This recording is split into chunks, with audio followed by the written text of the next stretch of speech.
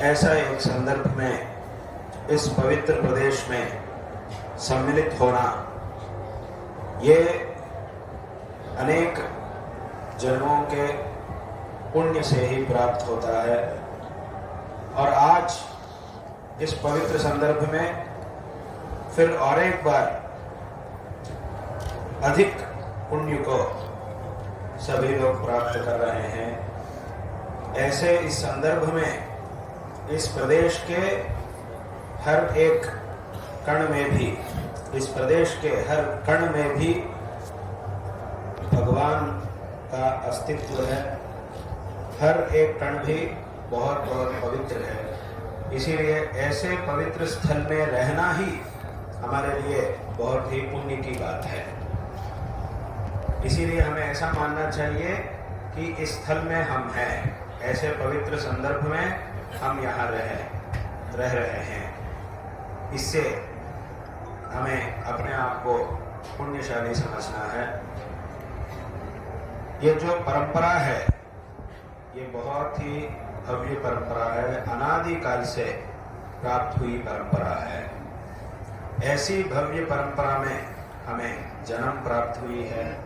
ये जो हिंदू धर्म है, ये जो सनातन हिंदू धर्म है, इसका संस्कृत भाषा में इसका पूरा नाम ये होता है कि सनातन वैदिक धर्म। इसी को आज हम हिंदू धर्म कह रहे हैं। हिंदू धर्म शब्द से हम व्यवहार में कह रहे हैं। परंतु ये जो सनातन वैदिक धर्म शब्द जो है, ये इस धर्म का जो महानता है, इसको हमें उपदेश करता है। क्योंकि हमारे पूर्व काल में ऐसा संप्रदाय है कि किसी भी वस्तु या किसी भी व्यक्ति को जब एक नाम रखा जाता था, तब उस नाम पुकारने से ही, उस नाम को सुनते ही उस पदार्थ या उस व्यक्ति का स्वभाव और उस व्यक्ति की महत्व को लोग जान सकते थे। ऐसे शब्दों को नाम के रूप में रखते थे। परंतु आजकल तो ये संप्रदाय जो है ये बिगड़ गया है। कुछ भी नाम रखते हैं, उसका कुछ अर्थ ही नहीं होता है। ऐसे ऐसे नाम बच्चों को आजकल बहुत लोग रखते हैं। जब उस नाम को हम सुनेंगे तब हमें क्या है, ये क्या, कहाँ से आया है ऐसा नाम, ये सिर्फ कुछ शब्द ही होता है। परंतु शब्द, नाम जो है वो सिर्फ एक पुकारने वाला शब्द ही नहीं, उसका एक गंभीर अर्थ भी होना चाहिए। सिर्फ शब्द नहीं होना चाहिए, उसका एक अर्थ भी होना चाहिए। ऐसे शब्द को ही नाम कहा जाता है। आजकल तो बहुत लोग कुछ भी नाम रखते हैं। पहले जमाने में क्या होता था, किसी बच्चे को अगर नाम रखता था, वो कुछ भगवान के कुछ नाम रखते थे। तब क्या होता है, बच्चों को जब हम पुकारते हैं, उसके निमित्त में भगवान के नाम का जप हो जाता था। राम, ऐसा बच्चों को जब हम नाम रखते हैं, बच्चों को पुकारने के लिए राम राम बोलते हैं, तो एक बार हमारे मुंह से राम नाम का जप होता है। राम नाम हो या शिव नाम हो, जो भी हो, जो भगवान का नाम रखा जाता है, उसको पुकारने से पुण्य भी हमें प्राप्त होता है और भगवान की कृपा भी उस बच्चे पर होती थी। तो ऐसे नहीं कुछ भी नाम रखते हैं, उसका कोई अर्थ ही नहीं होता। और ऐसे भी कुछ जगह में नाम दिखाई देते हैं जो कुत्तों को भी रखा जाते हैं। कुत्ते तो नाम सुनते ही हमें ये पता नहीं चलेगा कि ये बच्चे का नाम है या कुत्ते का नाम है, किसका नाम है। क्योंकि इस नाम को तो हमने और कहीं देखा था जहाँ कुत्ते को ये नाम रखा गया था। ऐसा भी हमने और कहीं देखा। उस नाम को आज बच्चे को रखा गया है। तो ये क्या है, ऐसा भी आज है। इसीलिए ये जो नाम रखना, ये बहुत बड़ी बात। ये नामकरण को ही एक संस्कार माना जाता है हमारे सनातन धर्म में। ये साधारण बात नहीं है नाम रखना। इसीलिए उसको एक संस्कारों में से एक स्थान उसको दिया गया है, नामकरण कहते हैं। इसीलिए ऐसी बात है ये जो नाम रखना। उसमें भी अब ये जो सनातन वैदिक धर्म जो है, ये नाम जो है, इसके द्वारा हम इस धर्म का महत्व को जान सकते हैं। यहाँ धर्म इस शब्द का क्या अर्थ है? धर्म शब्द का अर्थ ये है कि ये पूर्ण विश्व जिस पर आधारित है वो है धर्म। धर्म मतलब आधार, सबको अपने अंदर धारण जो करता है उसी को धर्म कहा जाता है। इस दुनिया में जो भी हो, हर एक व्यक्ति की श्रेय जो है वो इस धर्म का अधीन है। धर्म के बिना हम श्रेय प्राप्त नहीं कर सकते हैं, क्योंकि बहुत लोग सोचते हैं कि मुझे सदैव सुख चाहिए, मुझे कभी भी दुख ना होना चाहिए, ऐसे सभी लोग सोचते हैं। परंतु क्या ऐसा सोचते हैं और हर एक प्रयत्न भी उसी के लिए करते हैं। हमारे हर एक प्रयत्न भी शाश्वत सुख पाने के लिए ही होता है।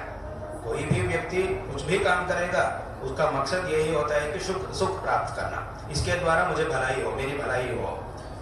इसीलिए खुद की भलाई के लिए, खुद के सुख के लिए ही सभी लोग प्रयत्न करते रहते हैं, सदैव इसी को चाहते रहते हैं। परंतु सिर्फ इच्छा रखने से या प्रयत्न करने से हम जिस सुख को चाह रहे हैं वो प्राप्त नहीं हो रहा है। क्यों? क्योंकि सुख प्राप्त होने के लिए इस इच्छा और हमारा प्रयत्न, इन दोनों के अतिरिक्त और एक पदार्थ भी होना चाहिए। जब एक पदार्थ पैदा होने के लिए कई कारणों की आवश्यकता होती है, उनमें से कुछ कारणों को हम लाके रखेंगे, उसके लिए जो प्रधान कारण है उसको अगर हम नहीं लाते हैं तो क्या होगा? पदार्थ पैदा नहीं हो सकता। सभी कारण जब इकट्ठा होते हैं तब उन कारणों से एक पदार्थ की उत्पत्ति होती है। ऐसे ही सुख के लिए इच्छा भी आवश्यक है और प्रयत्न भी आवश्यक है, परंतु यही पर्याप्त नहीं है। इससे भी प्रधान कारण और एक है, वही धर्म है। इसलिए हम देख सकते हैं इस दुनिया में बहुत लोगों के पास सुख साधन भी बहुत कुछ है, कई प्रकार के सुख साधन है, बहुत पैसे हैं, बहुत बड़ा परिवार है, सब कुछ, बहुत अधिकार भी है, परंतु सुख नहीं है।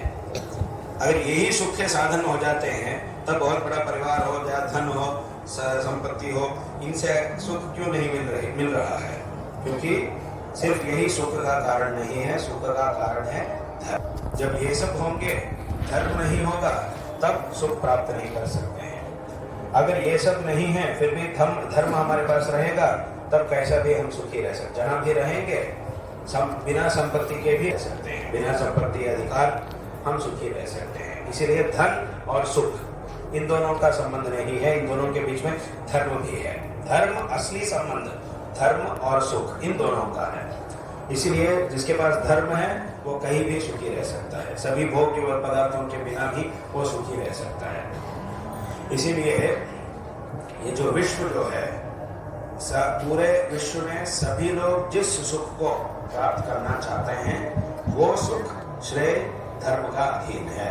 इसलिए इस दुनिया को ही आधार है धर्म, इसीलिए इसको धर्म कहते हैं। धर्म शब्द का अर्थ तो यही है। यहाँ सनातन, वैदिक, धर्म, तीन शब्द हैं। सनातन शब्द है, वैदिक शब्द है, धर्म शब्द है। ये जो धर्म शब्द है इसका अर्थ तो अभी जो कहा गया है यही है। अभी और एक शब्द यह है कि वैदिक शब्द। इस वैदिक शब्द का क्या अर्थ है? इस दुनिया में हर एक पदार्थ के लिए, हर एक बात के लिए एक प्रमाण आवश्यक है, प्रमाण होना चाहिए। प्रमाण के बिना किसी भी बात को हम स्वीकार नहीं करते हैं। व्यवहार में तो ऐसा ही है। अगर आपको कोई आदमी आकर कहेंगे यहाँ ऐसा हुआ, कुछ हुआ, तब आप सबसे पहले पूछते हैं कि ऐसा तुमको किसने कहा, तुमको कैसा मालूम हुआ ये बात, इसके बारे में तुम्हें कैसा मालूम हुआ? तब वो कहता है कि मुझे ऐसे एक व्यक्ति ने कहा। अगर वो व्यक्ति प्रामाणिक है तब हम कहते हैं कि अच्छा ठीक है, तो उसने कहा तो ये सच ही होगा, हमें मानना ही पड़ेगा, ये कभी झूठ नहीं हो सकता, क्योंकि वो तो सच्चा आदमी है, सच्चाई, उसके पास सच्चाई है, वो अच्छा आदमी है, वो कभी झूठ नहीं बोलता। इसीलिए अगर उसने कहा तो हमें स्वीकार करना ही पड़ेगा, उसको हम ऐसा ही स्वीकार कर, उस पर विश्वास करते हैं। अगर वो कहेगा कि किसी साधारण आदमी का नाम लेगा तब हम कहेगा अरे यार, अगर वो कहेगा तो हम कैसा ले सकते हैं, वो अच्छा आदमी नहीं, उसको विश्वास के लिए योग्य नहीं है, इसीलिए उसकी बात को मानने की जरूरत नहीं है, ऐसा हम कहते हैं, छोड़ देते हैं। इस प्रकार हर एक विषय के पीछे क्या प्रमाण है, अगर प्रमाण है तभी हम उसको स्वीकार करते हैं। ये व्यवहार दुनिया में हर एक व्यक्ति करता है। जब छोटी छोटी सी बातों में ही हम प्रमाण को ढूंढते हैं, अगर प्रमाण पूर्वक ये बात कही जाती है तभी हम उसको स्वीकार जब करते हैं, तो ये जो धर्म का विषय जो है ये तो सबसे बड़ा है, बहुत बड़ी बात है, ये बहुत गंभीर विचार भी है धर्म के विचार। इसीलिए इस विचार को जब हम सुनते हैं तब तुरंत ही हमारे मन में क्या प्रश्न होता है, इसका क्या प्रमाण है, इसके बारे में प्रमाण को तो कहना ही पड़ेगा। जब छोटी छोटी सी वस्तुओं की ही हम प्रमाण को ढूंढते जाते हैं, ये तो बहुत बड़ा विचार है, इसलिए इसका तो प्रमाण के बारे में कहना ही पड़ेगा। इसका क्या प्रमाण है, ऐसा प्रश्न तो हमारे मन में उठता ही है और उसका जवाब भी देना पड़ेगा। इसीलिए इसके बारे में सुनते ही हमारे मन में प्रश्न अवश्य उठेगा और उस प्रश्न का जवाब देना भी पड़ेगा। इसे सोचकर ही हमारे पूर्वजों ने इस धर्म के नाम में ही वैदिक शब्द को रख दिया।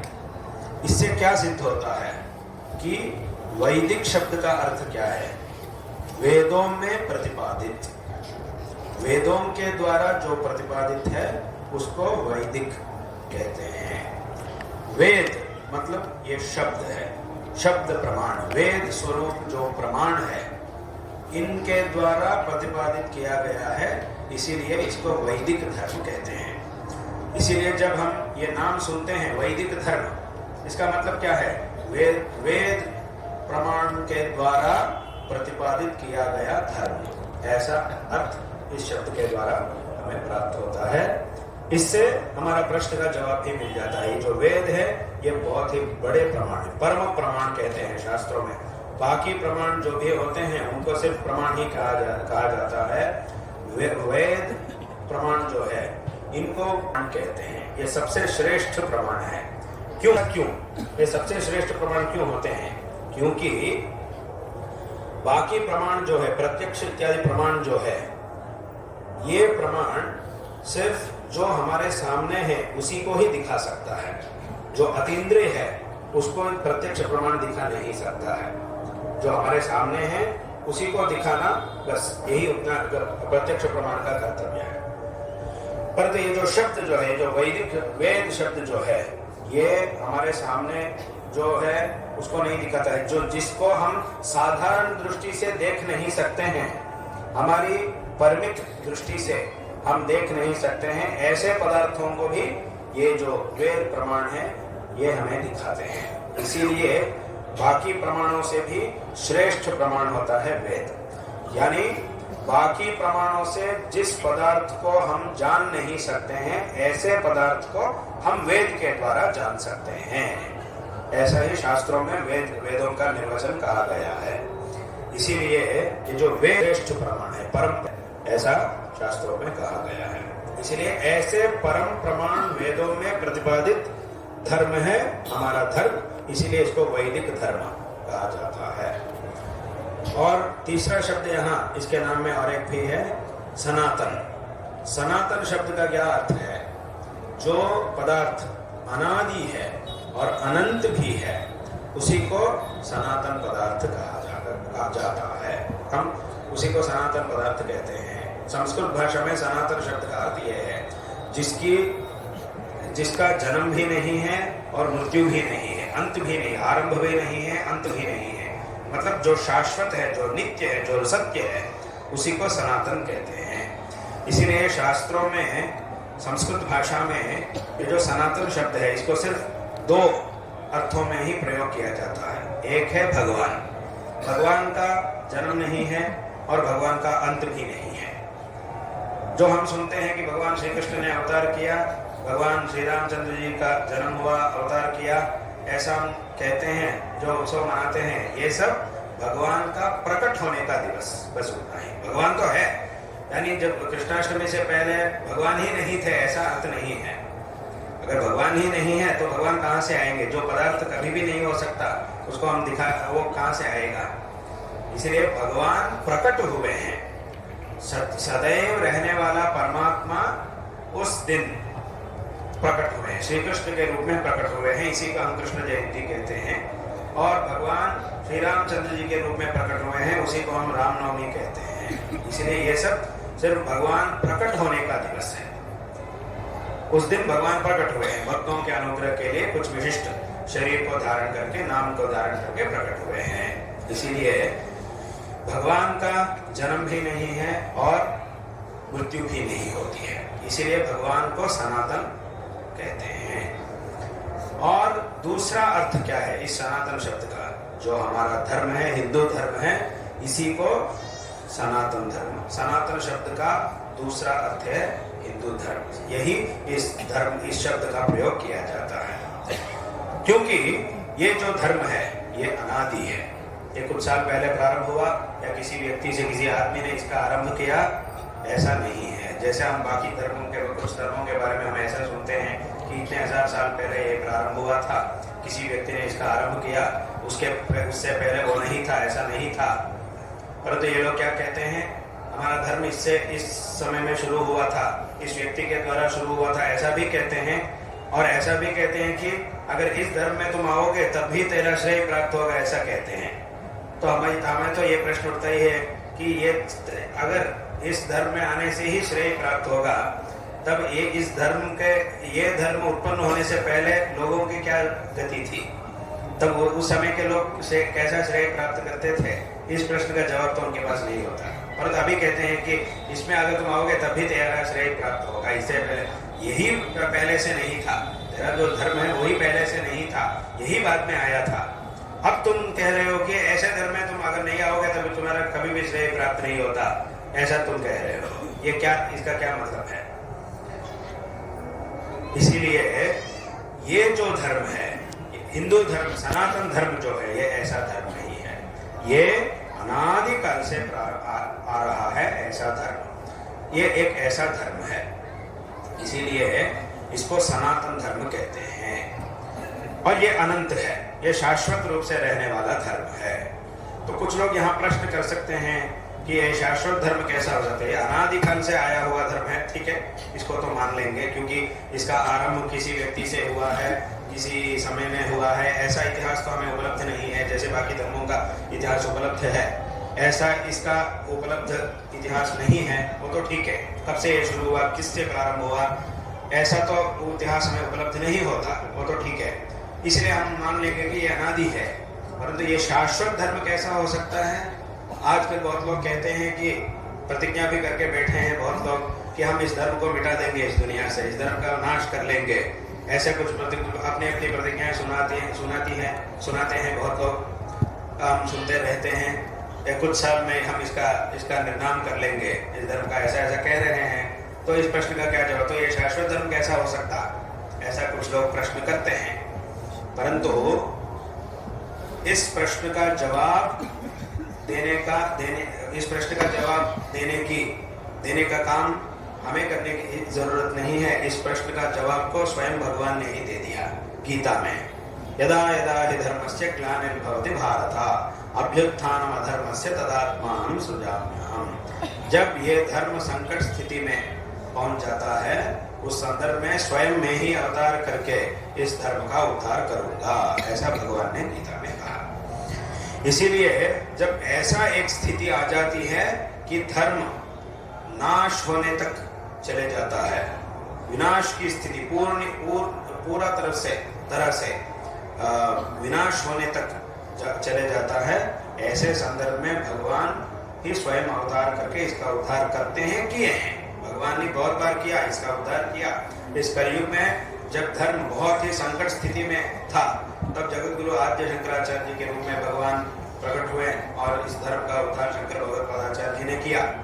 इसीलिए ये जो धर्म है, इसको कभी नाश होने नहीं देते हैं भगवान ने ही ऐसा कहा, ये मेरा प्रतिज्ञा है। परित्राणाय साधूनां विनाशाय च दुष्कृतां धर्म संस्थापनार्थाय संभवामि युगे युगे। हर एक युग में मैं अवतार करूंगा, इस धर्म को बचा लूंगा, ऐसा भगवान ने कहा। परंतु यहाँ हमें एक बात पर अवश्य ध्यान देना चाहिए कि भगवान कब अवतार करते हैं? जब इस धर्म की रक्षा भगवान के अतिरिक्त कोई भी नहीं कर सकते हैं, तभी भगवान अवतार करते हैं। तब तक भगवान अवतार नहीं करते हैं। परंतु उससे पहले इसकी रक्षा किसको करना है? हम सबको करना है। जो इस धर्म के अनुयायी है, उन सबको भी इसकी रक्षा के लिए प्रयत्न करना है। करना चाहिए। भगवान कब अवतार करते हैं? जब हमसे भी ये इसकी रक्षा नहीं हो पाती, उस संदर्भ में ही भगवान अवतार करते हैं। जैसे कि एक बहुत बड़ी संस्था है, इस संस्था के अध्यक्ष एक व्यक्ति होता है। एक संस्था को चलाने के समय में बहुत प्रकार के समस्याएं प्राप्त होती रहती हैं, परंतु हर एक समस्या को हमें अध्यक्ष के पास नहीं लेके जाना चाहिए। जब समस्या छोटी है, अब उसको अध्यक्ष तक नहीं लेके जाना चाहिए। उस संस्था में जो कार्यकर्ता रहते हैं, उन्हीं को समस्या को ठीक करना पड़ता है। जब इन लोगों से उसको ठीक करना नहीं होता, तभी उसके पास लेके जाना चाहिए। जब ये लोग उस समस्या को ठीक करने में इनके पास ताकत नहीं होती, सामर्थ्य नहीं होता, तभी उसको अध्यक्ष तक लेके जाना चाहिए, तब वो उसका परिहार करेगा। ऐसा ही यहाँ भी। इसीलिए इस धर्म का आचरण करके इस धर्म की रक्षा करना हम सबका कर्तव्य है। हर एक सनातनी का भी एक कर्तव्य होता है। इसीलिए ये धर्म अनादिकाल से प्राप्त हुआ है और अनंत भी है, शाश्वत भी है। इसके लिए क्या प्रमाण है? स्वयं भगवान का जो वचन है, यही हमारे लिए प्रमाण है। भगवान ने ही कहा कि इसकी रक्षा मैं करूंगा, इसको नाश होने नहीं दूंगा, ऐसा भगवान ने कहा। इसीलिए इस धर्म का नाम में जो शब्द है, सनातन शब्द जो है, ये बहुत बड़ा महत्वपूर्ण शब्द है। इस शब्द से इतना अर्थ हमें प्राप्त हो रहा है। इसीलिए इसका नाम सनातन वैदिक धर्म, जब ये इस नाम को हम कहते हैं, इससे इस धर्म का जो महत्व है, इसको हम जान सकते हैं। क्योंकि ये धर्म है, ये अनादिकाल से आचरण में रहने वाला धर्म है और शाश्वत भी है।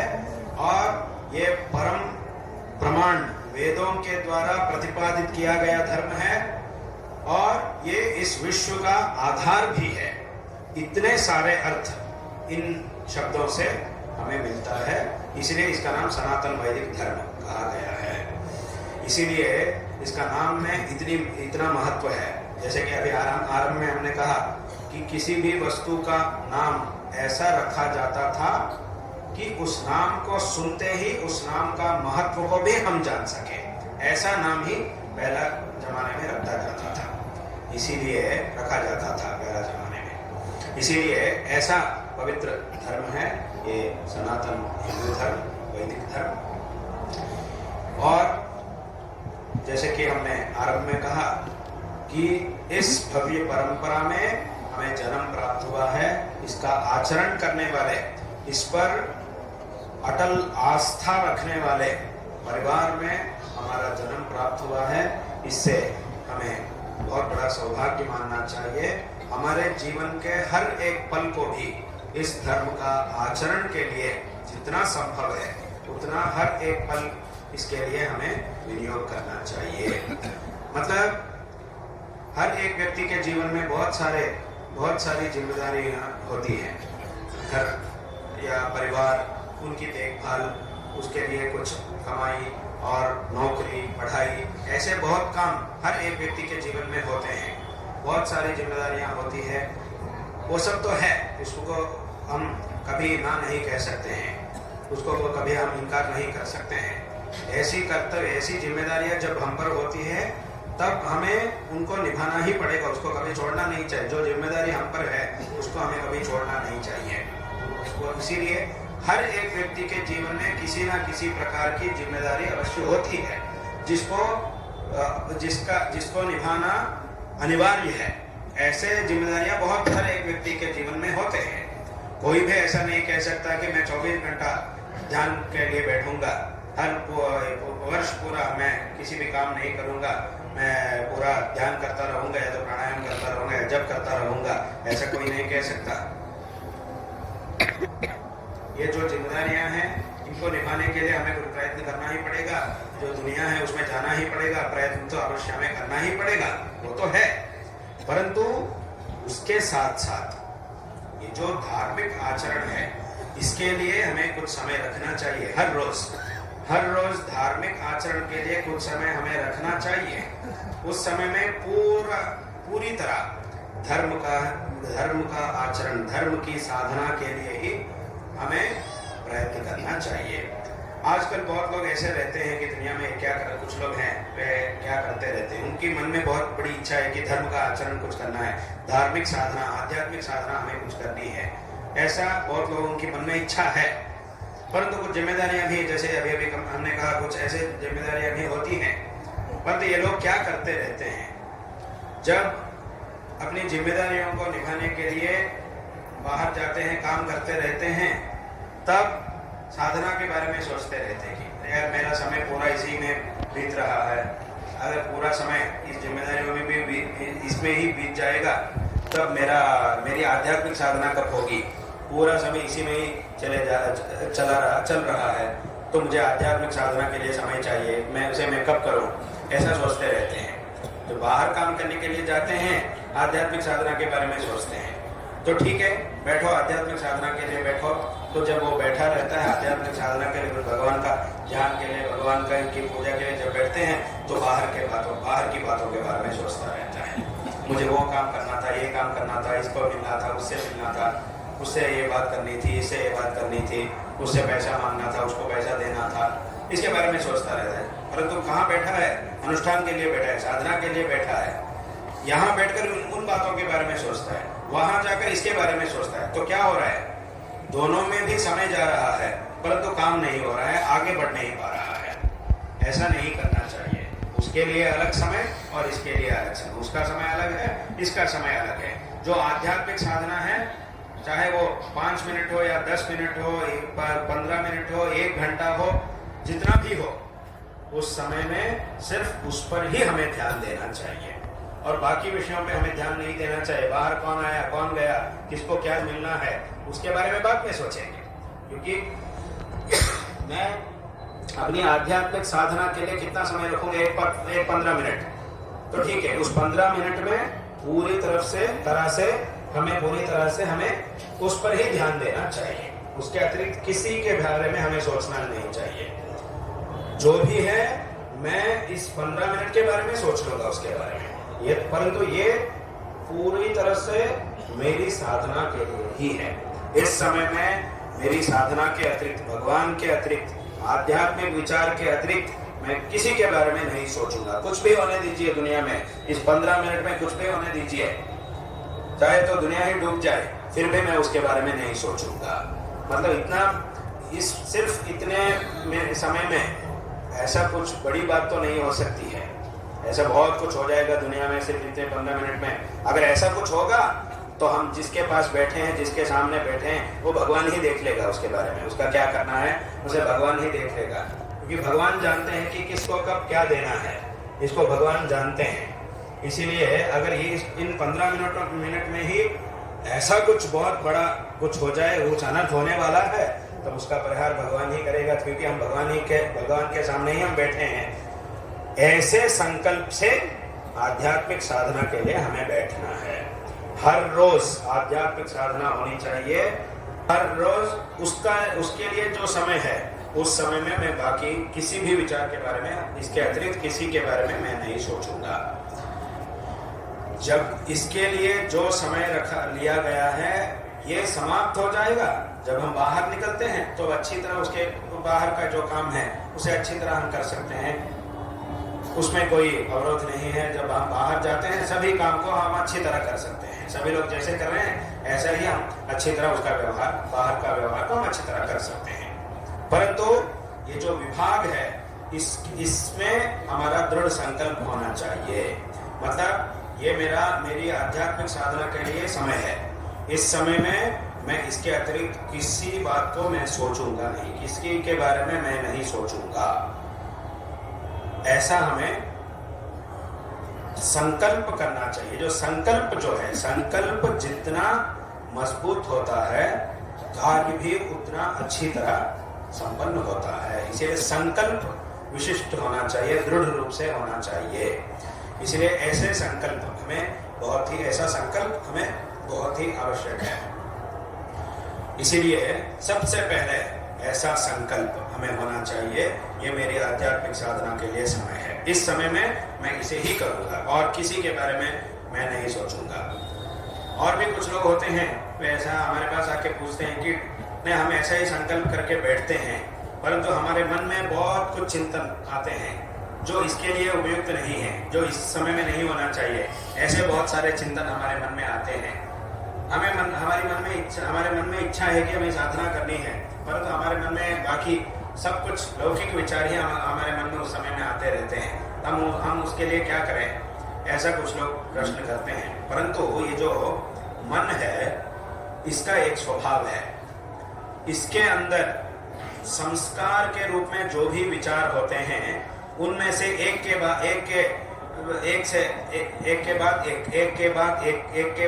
एक विचार को हमारे सामने प्रस्तुत करना, ये मन का स्वभाव है। हम जितने भी पदार्थों को देखते रहते हैं, इन सभी पदार्थों को एक के बाद जिसको हम देखते हैं, उसका संस्कार हमारी बुद्धि में होती है, हमारा मन में होता है। ऐसे उस संस्कार के अनुसार एक पदार्थ को एक के बाद दिखाना मन का स्वभाव है। वो मन का ऐसा स्वभाव है, जैसे भी अभी हमारी आंखें हैं, आंखें का क्या स्वभाव है, जो हमारे सामने है उसको दिखाना। परंतु हम कदाचित वो अच्छा वस्तु भी हो, अच्छी वस्तु भी हो सकती है, कई अच्छी वस्तु ना भी हो सकती है, तो बुरी वस्तु भी हो सकती है। मतलब जो कुछ भी हमारे सामने है उसको दिखाना हमारी आंखों का कर्तव्य है, आंखों का स्वभाव है, उसका काम तो यही है। मतलब हमारी आंखें जो है वो नहीं जानती है कि ये अच्छी वस्तु है या बुरी वस्तु है, इसके बारे में आंखें नहीं जानती है। इन आंखों के पीछे जो बुद्धि है वो जानती है कि क्या अच्छा है क्या बुरा है। तब हम क्या करते हैं, जब एक बुरी वस्तु हमारे सामने हमें दिखाई देती है, तब हम क्या करते हैं, उसको देखते हैं, परंतु उसको स्वीकार नहीं करते हैं, क्योंकि हम जानते हैं कि ये बुरी वस्तु है, इसीलिए हम उसको स्वीकार देखते हैं। जो बुरा पदार्थ है वो हमें दिखना ही नहीं चाहिए, ऐसा तो हम नहीं कह सकते हैं, क्योंकि उसे दिखने वाली आंखें जब तक हमारे साथ है, हमारे पास है, तब तक वो अच्छा हो या बुरा हो, वो दिखता ही है, उसको कोई नहीं रोक सकता। आंखें का काम नहीं करने से उसको कोई नहीं रोक सकता। इसीलिए वो जो अच्छा भी हो या बुरा भी हो, वो हमें दिखता ही है, उसको कोई नहीं रोक सकता। परंतु इसीलिए इसके पीछे बुद्धि भी है। भगवान ने हमें लिए बुद्धि को क्यों दिया, कि जो अच्छे हैं जो बुरा है दोनों को भी देखकर जो अच्छा है उसको लेना, जो बुरा है उसको छोड़ना। ऐसे विवेक लेकर काम करने के लिए ही भगवान ने हमें इस बुद्धि को दिया। इसीलिए मुझे जो बुरा है, जिसको देखने से मैं नफरत करता हूँ, उसको देखना ही नहीं, वो मुझे दिखना ही नहीं चाहिए, ऐसा तो हम कभी भी नहीं कह सकते हैं। सब कुछ दिखता है हमें दुनिया में, परंतु हमें क्या करना है, जो दिखता है हम क्या करते हैं, जो दिखता है उसको, जो अच्छा है उसको लेते हैं, दिखने वालों में से जो अच्छा है उसको लेते हैं, जो बुरा है उसके बारे में हम सोचते ही नहीं, उसको छोड़ देते हैं, क्योंकि दिखाना आंखों का कर्तव्य है, स्वभाव है, परंतु जो सही है उसको लेना हमारा कर्तव्य है। ऐसा जैसा हम करते हैं, जब हम कुछ जगह से प्रस्थान करके और एक जगह में जाते रहते हैं, बहुत कुछ तो दिखते रहते हैं हमें दुनिया में, परंतु जो भी दिखता है उसके पीछे हम नहीं जाते हैं। कोई भी आदमी जो कुछ भी दिखता है बाहर, उन सब के पीछे नहीं तो हम नहीं जाते हैं। जो हमारे लिए पसंद नहीं है, जो अच्छी बात नहीं है, ऐसा कुछ दिखा तब हम देखते हैं, फिर छोड़ देते हैं, बस उसी को वही छोड़ देते हैं बस। मतलब कभी कभी हम सोचते हैं कि कोई आया है हमारे लिए, हम किसी व्यक्ति के लिए प्रतीक्षा कर रहे हैं, कोई जिस व्यक्ति को हम चाहते हैं ऐसा कोई व्यक्ति आने वाला है, परंतु कोई व्यक्ति आया, तब हम देखते हैं, देखने के बाद मालूम हुआ कि ये जिस व्यक्ति को हम चाहते हैं वो नहीं, जिसके लिए प्रतीक्षा करें वो नहीं है, तब हम क्या करते हैं, छोड़ देते हैं, बस ये नहीं है। मतलब जब तक 100 लोग 1000 लोग भी हमें, उनमें से जो हमारे लिए आवश्यक है, जिसको हम चाहते हैं, जिसके लिए हम प्रतीक्षा कर रहे हैं, उसी को हम देखते हैं, बाकी सभी लोगों को छोड़ देते हैं, उनको हम देखते ही नहीं। देखते हैं फिर देखकर छोड़ देते हैं, तुरंत ही देखकर छोड़ देते हैं, क्योंकि इनसे मुझे कुछ लेना देना नहीं है, इनसे मेरा कोई संबंध नहीं है, इसीलिए हम उनको छोड़ देते हैं। परंतु देख रहे हैं, सभी लोगों को हम देख रहे हैं, जो चाहिए उसी को ले रहे हैं। ऐसा ही मन का भी यही स्वभाव है। हम जो कुछ भी देखते हैं, जो कुछ भी संस्कार के रूप में हमारे बुद्धि के अंदर है, उसको एक के बाद एक उसको उस पदार्थ के समय के अनुसार हमें दिखाना, ये मन का स्वभाव होता है। परंतु हमें क्या करना है, उनमें से जो विचार हमारे आत्मोद्धार के लिए, हमारी भलाई के लिए, हमारे उपयोग के लिए आवश्यक हैं, उनको ही हमें स्वीकार करना चाहिए। बाकी पदार्थों को हमें छोड़ देना है, उस पर ध्यान नहीं देना चाहिए। अगर कुछ समय तक हम ऐसा करते जाएंगे, कुछ समय तक, तब ये हमारा जो मन है उसी को पता चल जाएगा, उसको भी पता चल जाएगा कि ये जो विचार अनर्थकारक है, जिससे कोई प्रयोजन नहीं है, इन विचारों को कम कर देना चाहिए। ये बात मन को ही समझ में आ जाएगी, हमारी बुद्धि को ही समझ में आ जाएगा। ऐसा अभ्यास होना चाहिए, इसी को अभ्यास कहते हैं। अभ्यास के द्वारा, इसी को भगवान ने गीता में कहा, मन को अभ्यास के द्वारा अपने वश में तुम ला सकते हो। अभ्यासेन तो कौन्तेय वैराग्येण च गृह्यते, ऐसा भगवान ने कहा। असंशयं महाबाहो मनो दुर्निग्रहं चलम, अभ्यासेन तो कौन्तेय वैराग्येण च गृह्यते, ऐसा भगवान ने कहा। क्योंकि अर्जुन भी यही प्रश्न करता है, ये जो मन है ये हमारा वश में नहीं रहता है, मन जहां जाता है हमें वहां उसके पीछे हमें करना पड़ता है। तो जब ये मन ही हमारा अधीन में नहीं है तो हम हमारी साधना कैसे करें, ऐसा प्रश्न अर्जुन ने भी किया। तब उसको भगवान ने जवाब दिया, असंशय, तुम जो कह रहे हो वो ठीक ही है। मतलब ये जो मन है ये बहुत चंचल है, ये तो ठीक ही है, तो ये तुम कह रहे हो ये ठीक ही है। परंतु अभ्यासेन तो कौन्तेय वैराग्येण च गृह्यते, जैसे कि अभी अभी हमने कहा, जिन बातों से हमें कुछ प्रयोजन ही नहीं है उन बातों को छोड़ देना चाहिए, इसी को वैराग्य कहते हैं। उनको हमें छोड़ देना चाहिए। छोड़ने से हम जिनसे हमें प्रयोजन मिलने वाला है उस पर ही हमें ध्यान देना चाहिए। ऐसा बनाने के लिए अभ्यास की आवश्यकता है, हमें अभ्यास करना पड़ेगा। इसीलिए इस प्रकार अभ्यास करके हमारी जो आध्यात्मिक साधना है उसे हमें अच्छी तरह करना है। उसके लिए कुछ समय रखना चाहिए।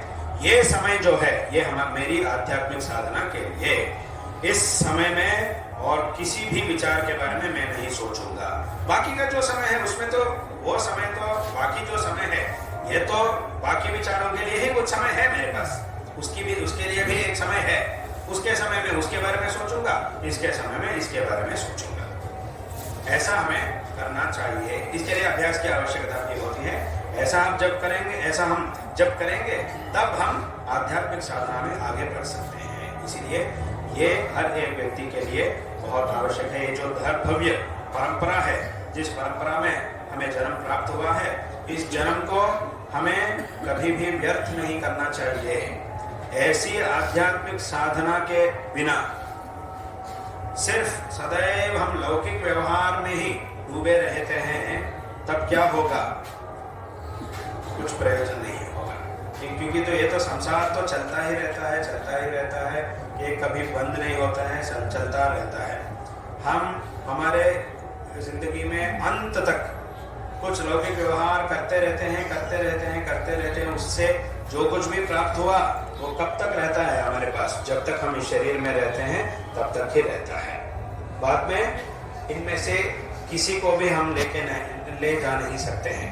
जो वस्त्र हमारे शरीर में है इसको भी हम लेके नहीं जा सकते, ये भी यही रहेगा, यही रह जाएगा, ये वस्त्र भी। इसीलिए शंकराचार्य जी कहते हैं ये जो लौकिक विचार जो है इसको पूरी तरह हम छोड़ नहीं सकते। जैसे कि अभी हमने कहा हर एक व्यक्ति की कुछ जिम्मेदारियां होती हैं, इसीलिए पूरी तरह से हम इस व्यवहार को छोड़ नहीं सकते हैं। कुछ दूर तक हमें इसमें अनिवार्य रूप से कुछ व्यवहार को हमें करना ही पड़ेगा।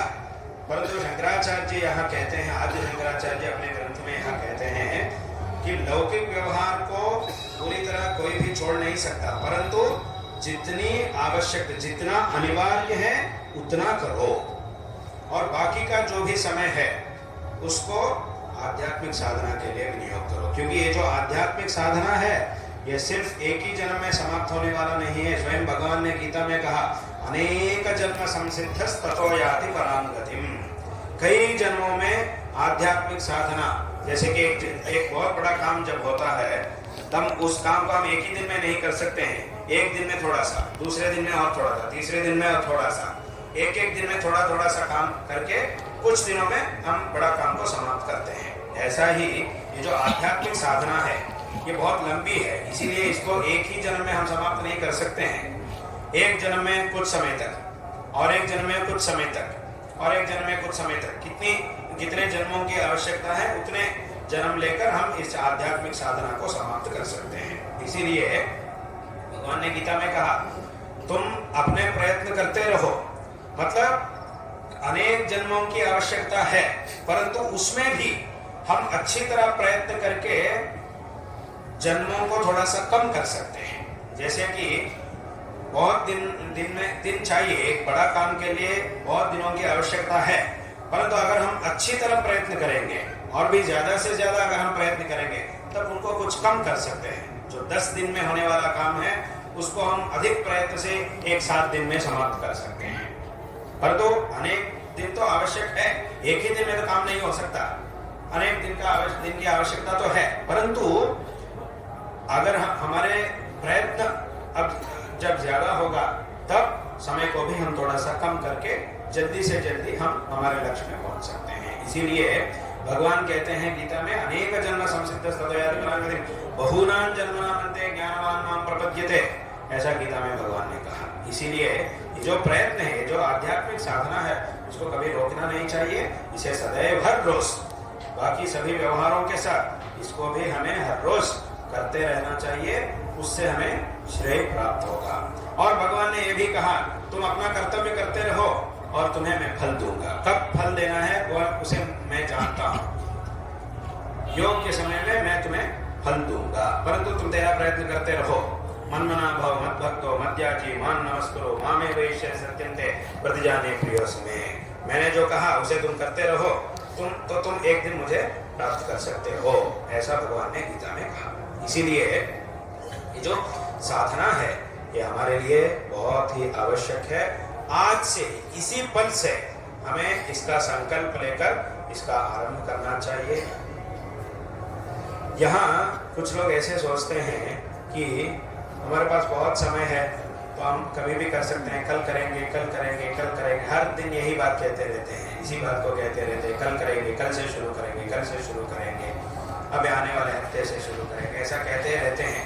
मतलब हम सोचते हैं कि सभी लोग ऐसे ही सोचते हैं कि हमारे पास बहुत लंबी आयु है, बहुत कुछ कर सकते हैं, हम ऐसा सोचते हैं। ठीक है, अच्छा ये लंबी आयु है, परंतु आध्यात्मिक साधना के लिए बहुत समय, जैसे अभी हमने कहा, जैसे कि गीता में भगवान ने कहा, उसके लिए बहुत समय की आवश्यकता है। इसीलिए जल्दी से जल्दी हमें शुरू करना चाहिए, यहाँ कभी भी देर नहीं होनी चाहिए। जैसे अभी सभी लोग कहते हैं कि मेरे पास बहुत समय है। कितना समय है? कब तक तेरे पास समय है? 100 साल। एक व्यक्ति के जीवन में 100 साल, लगभग 100 साल होते हैं। उसमें भी आज के जमाने में ऐसा है कि कोई व्यक्ति 100 साल का है, उसको बहुत ही आश्चर्य के रूप से देखते हैं, ये 100 साल है, इस व्यक्ति का 100 साल है, ऐसा कहते हैं। शास्त्रों में कहा गया कि मनुष्य की आयु 100 साल है, ऐसा कहा गया है। परंतु अगर मनुष्य की आयु 100 साल है, अभी भी ऐसा ही है सच में भी, जिस मतलब शास्त्रों में ये कहा गया है, परंतु ये सच है।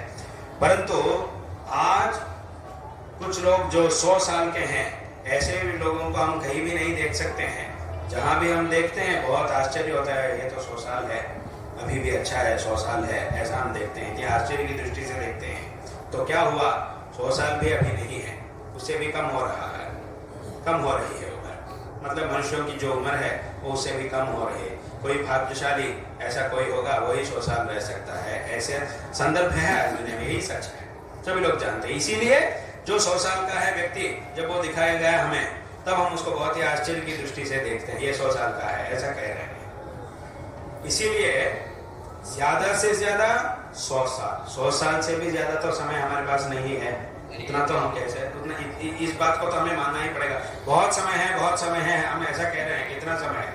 100 साल है। 100 साल से ऊपर तो समय हमारे पास नहीं है। परंतु ये जो 100 साल है, जिसको हम बहुत बड़ा मान रहे हैं, ये कितना बड़ा है? बहुत ही छोटा है। वास्तविक रूप में ये बहुत ही छोटा है, क्योंकि हमारा अभी सभी लोग जानते हैं कि हम किस युग में हैं, कलयुग में हैं। इस बात को सभी लोग जानते हैं। परंतु कलयुग में कितने साल हैं? एक बार जब कलयुग शुरू होता है, वो शुरू होके समाप्त होने के लिए कितने साल होना चाहिए? कितने साल बीतने से कलयुग समाप्त होता है? क्या इस बात को कोई जानते हैं? जैसे कि अभी 10 साल को हम एक दशक कहते हैं, 100 साल को एक शतमान कहते हैं, 1000 साल को एक सहस्रमान कहते हैं। ऐसे ही कुछ साल को हम उसके समान जो काल है उसको हम कलयुग कहते हैं। कितने साल है? शास्त्रों में ऐसा कहा गया है कि 4,32,000 साल। जब 4,32,000 साल होंगे तब कलयुग समाप्त होता है। अभी कलयुग में कितने साल बीत गए?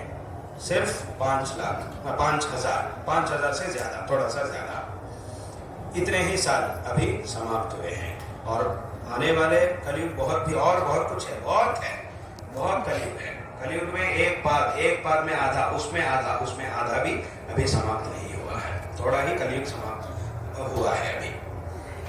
अगर हम एक कलयुग को देखेंगे, ये कलयुग जो है ये कितना लंबा है? अगर इसके साथ कलयुग का काल जो है ये कितना लंबा है, अगर इसके साथ हमारी आयु जो है इसकी तुलना अगर हम करेंगे तो क्या होगा? बहुत छोटा है, बहुत छोटा है। कलयुग के साथ इसके जो समय है इसके साथ अगर हम तुलना करेंगे ये कितना है? बहुत ही छोटा है। और एक यहाँ खास की बात यह है कि सभी लोग जानते हैं कि 4 युग है। कलयुग है, इससे पहला द्वापर युग था, उससे पहला त्रेता युग था और उससे पहला सत्य युग था। 4 युग हैं, सभी लोग जानते हैं। परंतु इन चारों युगों में भी कलयुग ही सबसे छोटा है। बाकी जो युग हैं वे कलयुग से भी बड़े हैं। मतलब 4,32,000 साल, उसमें और एक 4,32,000 साल को अगर हम मिला देंगे तो कितना होगा? उतना है। उतना साल द्वापर युग का है, 8,64,000 उतना साल द्वापर युग का है। और 8,64,000 सालों को और एक 4,32,000 साल को अगर हम मिला देंगे तब कितना होगा? 12,96,000 साल होंगे। उतना लंबा है त्रेता युग, जिसमें श्री रामचंद्र जी का अवतार हुआ है। और उसके और एक 4,32,000 साल को अगर मिला देंगे, वो जितना होगा उतना है सत्ययुग। सत्ययुग का परिमाण इतना बड़ा है, यानी 17,28,000 साल है। इतना लंबा समय है। इन सभी में से ये जो कलयुग है यही छोटा है। कलयुग का जितना परिमाण है उसके साथ जब हमारी आयु की तुलना हम करेंगे तब कितना है? बहुत ही छोटा है। तो एक कलयुग, एक जन्म में हमें जब सिर्फ 100 साल ही मिल रहे हैं, तब एक कलयुग बीतने के अंदर हमें कितने बार जन्म लेना पड़ेगा? जन्म और मरण ये तो होते ही रहते हैं, ये तो कभी रुकते हैं। शंकराचार्य जी कहते हैं पुनरपि जननम पुनरपि मरणम पुनरपि जननी जठरे शयनम। ये संसार अनादि है और अनंत है, ये चलता रहा, ये सदैव चल रहा है संसार।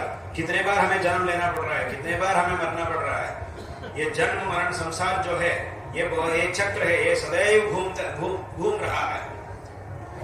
तो इसमें अभी उसमें भी अगर हम मनुष्य होके पैदा होंगे तब 100 साल, छोटी सी जानवर के रूप में अगर हमें छोटा सा जानवर के रूप में अगर जन्म प्राप्त होगा तब 100 साल भी नहीं होंगे हमारे पास।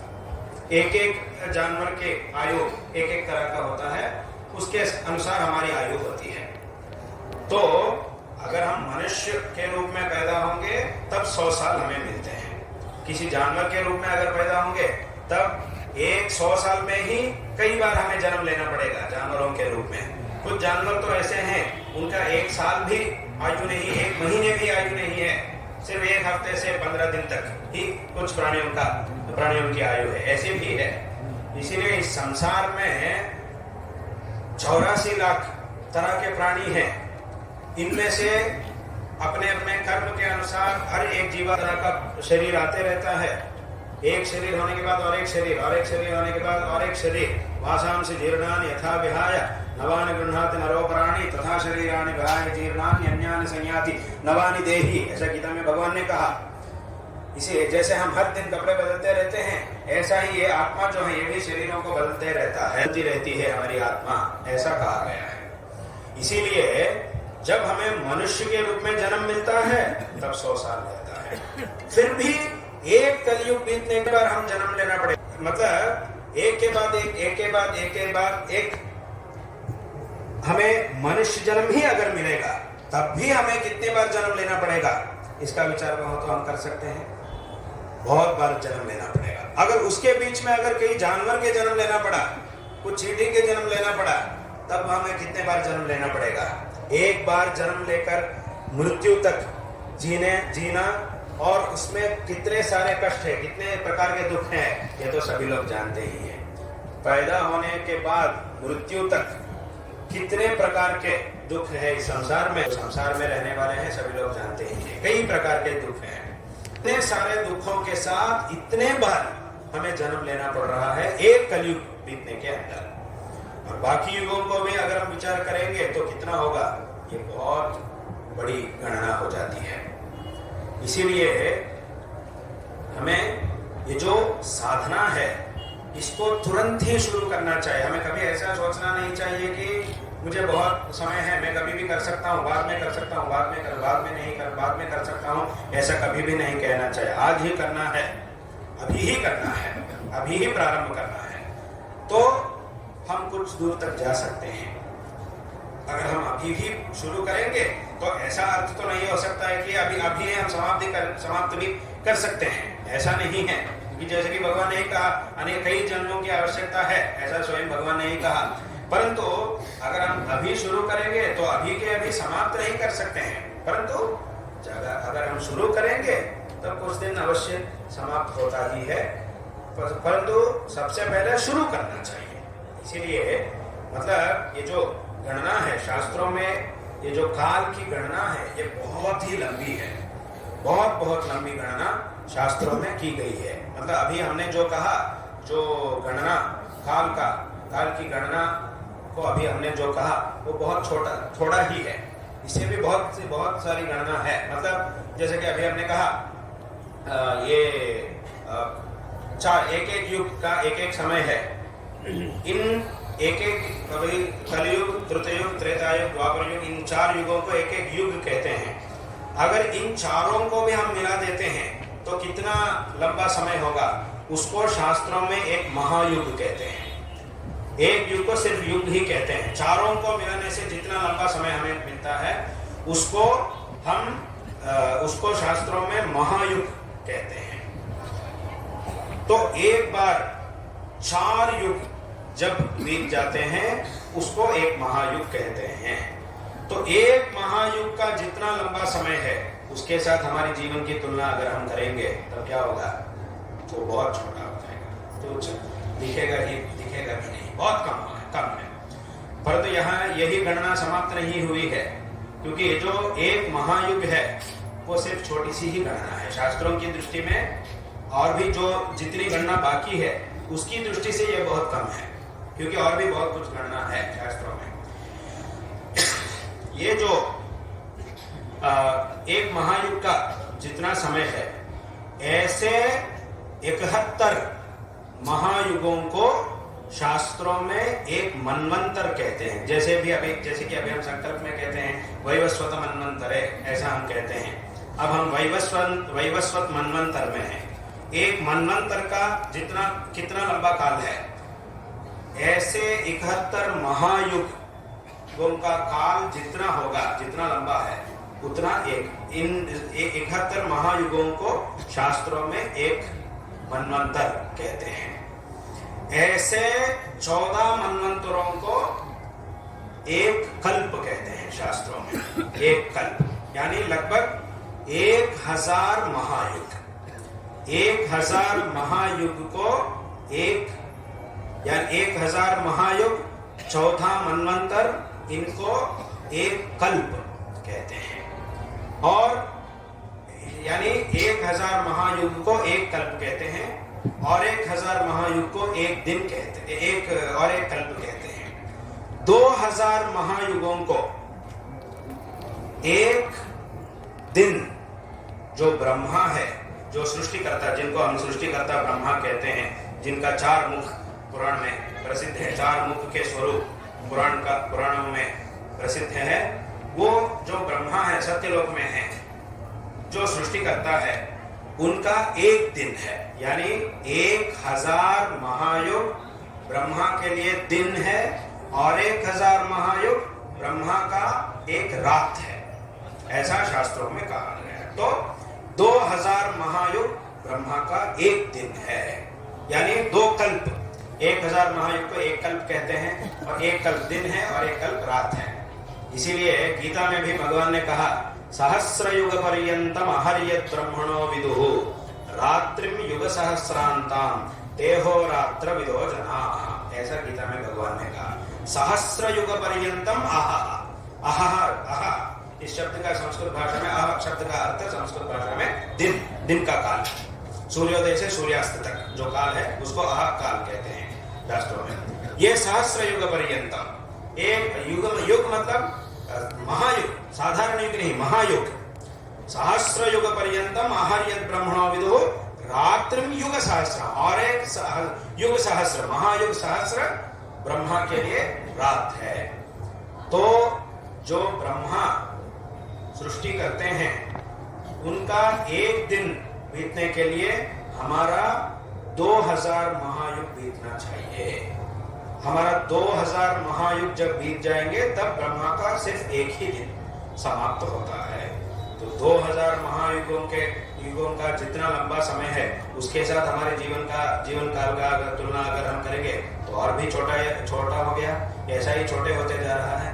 ये हमारा जन्म का, हमारा जीवन का समय ऐसा बहुत कम होते जा रहा है, बहुत ही छोटा है। परंतु अब तक ये गणना भी समाप्त नहीं हुई, क्योंकि अब तक कहाँ तक गई है ये गणना? सिर्फ ब्रह्मा की एक दिन तक ही गई है। परंतु एक दिन किसी की भी आयु नहीं होती। जैसा हमारी आयु है ऐसा ही ब्रह्मा की भी कुछ आयु है। जैसे कि हमारी आयु 100 साल है, ऐसा ही ब्रह्मा की भी आयु 100 साल है। 100 साल मतलब कैसा 100 साल? हमारा 100 साल जो है ऐसा नहीं है। जैसे कि अभी हमने कहा एक दिन ब्रह्मा का कितना बड़ा होगा? 2000 महायुग ब्रह्मा का एक दिन है। ऐसे 360 दिन ब्रह्मा का एक साल है। ऐसे 100 साल ब्रह्मा की आयु है, ऐसा शास्त्रों में कहा गया। तो ब्रह्मा की आयु कितनी है, हमारी आयु कितनी है?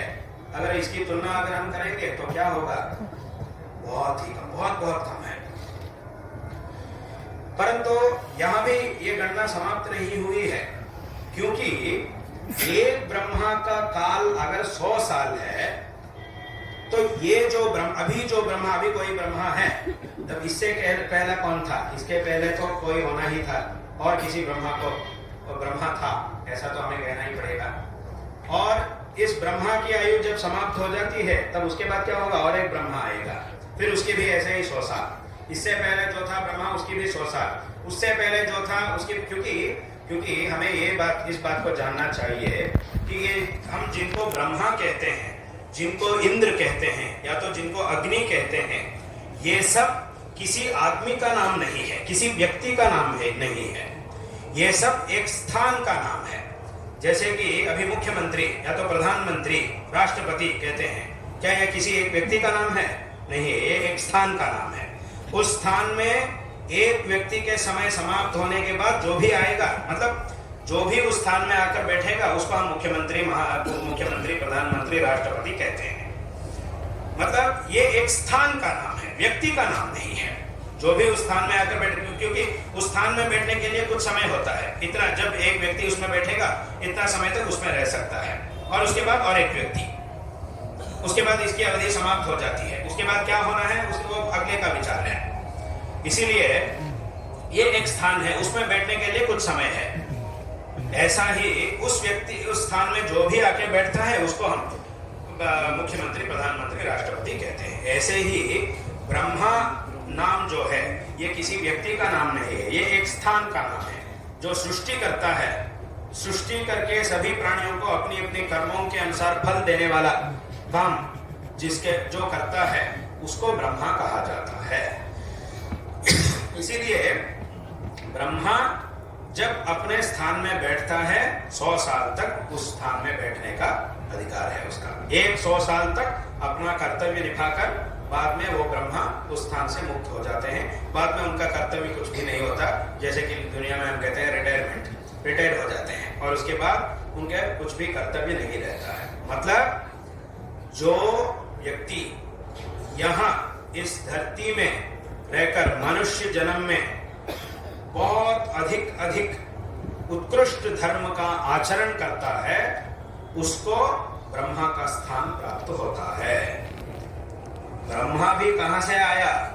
जो जिन्होंने यहाँ धर्म का उत्कृष्ट अनुष्ठान किया वही ब्रह्मा के स्थान में जा सकता है। इसीलिए सबका मूल है ये मनुष्य लोक, सबका मूल है ये मनुष्य जन्म। इसीलिए ये इतना श्रेष्ठ कहा जाता है शास्त्रों में। ये जो मनुष्य जन्म ये क्यों श्रेष्ठ है? अगर किसी को देवता बनना है तो सीधा कोई देवता नहीं बन सकता, पहला मनुष्य बनना है। मनुष्य बनकर यहाँ धर्म का आचरण करके भगवान की आराधना, यज्ञ, दान, तप इत्यादियों का अनुष्ठान करके बाद में इस देह का अंत होने के बाद वो अपने पुण्य के फल के अनुसार देवता के स्वरूप प्राप्त कर सकता है। इसीलिए यहाँ इस लोक में जो अधिक से अधिक धर्म का आचरण करके उस लोक में जाता है उस कर्म के अनुसार उसको वहां देवता का स्थान प्राप्त होता है। जैसे कि अभी इंद्र का स्थान है, इंद्र का स्थान में कौन बैठ सकता है? जो 100 अश्वमेध याग करता है उसको इंद्र का स्थान में बैठने का अधिकार प्राप्त होता है। 100 अश्वमेध याग जो करता है वो इंद्र के स्थान में बैठ सकता है, ऐसा शास्त्रों में कहा गया है। ऐसे ही एक एक स्थान प्राप्त करने के लिए कुछ अनुष्ठान शास्त्रों में कहा गया है। मतलब वो बहुत बड़ा अनुष्ठान, साधारण 100 अश्वमेध याग करना तो बहुत बड़ी बात है, साधारण व्यक्ति के लिए संभव नहीं, बड़े बड़े महाराज के लिए ही ये संभव नहीं है। इसीलिए ऐसे बहुत बड़ी कठिन साधन जो करता है वो उस स्थान में जा सकता है। इसलिए ये सिर्फ एक व्यक्ति का नाम है नहीं है, ये एक स्थान का नाम है। उस स्थान में जो बैठते हैं उनको उस नाम से पुकारा जाता है। इसीलिए ये इस बात को हमें अच्छी तरह समझना है। इसीलिए ब्रह्मा के स्थान में जब एक व्यक्ति आके बैठता है उसका समय है 100 साल। 100 साल तक वो उस समय में रहकर इस सृष्टि का काम करके बाद में वो वहां से मुक्त हो जाता है। और उसके बाद दूसरे ब्रह्मा और एक ब्रह्मा क्या आता है, वो आता है उस स्थान में बैठता है, वो भी ऐसा। तो ऐसे कितने ब्रह्मा होंगे? एक जैसे कि अभी एक राज्य में कितने मुख्यमंत्री होते हैं, एक के बाद एक, एक के बाद एक, एक के बाद एक आते ही रहते हैं। कितने महाराज होते हैं, आरंभ से लेकर एक के बाद एक, एक के बाद एक, एक के बाद आते रहते हैं। परंतु यहाँ जो राज्य है ये किसी न किसी समय से प्रारंभ हुआ है, परंतु ये जो सृष्टि है ये अनादिकाल से प्रारंभ हुआ है। इसीलिए अब जो ब्रह्मा है इनके पीछे इनसे पहले और एक ब्रह्मा थे, उनसे पहले और एक, इनसे पहले और एक, उनसे पहले और एक। इस प्रकार जितने भी ब्रह्मा हैं उन सब का भी आयु को अगर हम लेकर वो कितना लंबा समय होगा उसकी गणना अगर हम करेंगे तब उसकी गणना कभी समाप्त ही नहीं हो सकती है, बहुत बड़ी गणना होती है।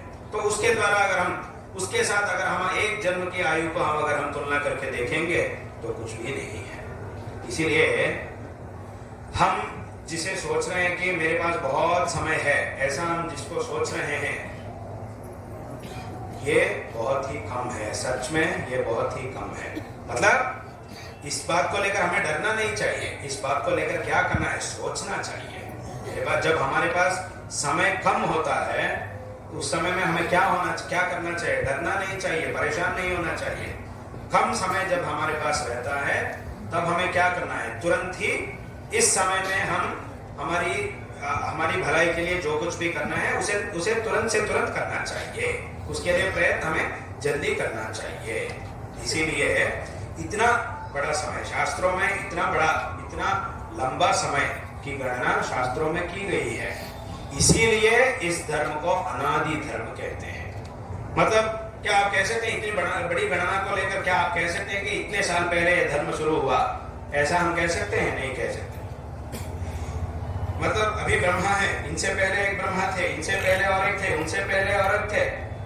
ऐसा ये जो परंपरा है, इनमें कितने साल हैं, कितने साल होंगे, कितने साल इस धर्म का प्रारंभ होकर कितने साल हुए हैं, क्या इसका जवाब हम नहीं दे सकते हैं? नहीं दे सकते हैं। इसीलिए इस धर्म को अनादि धर्म कहा जाता है। अनादि परंपरा, ये जो अनादि परंपरा जो है, इस अनादि शब्द के पीछे इतना अर्थ है, बहुत अर्थ है। सिर्फ हम हमारी धर्म की प्रशंसा करने के लिए सिर्फ हम अनादि शब्द का प्रयोग नहीं करते हैं, इतनी गणना शास्त्रों में कही गई है, इससे लेकर हम इस धर्म को अनादि धर्म कहते हैं। इसीलिए ये अनादि काल से प्राप्त हुई परंपरा है।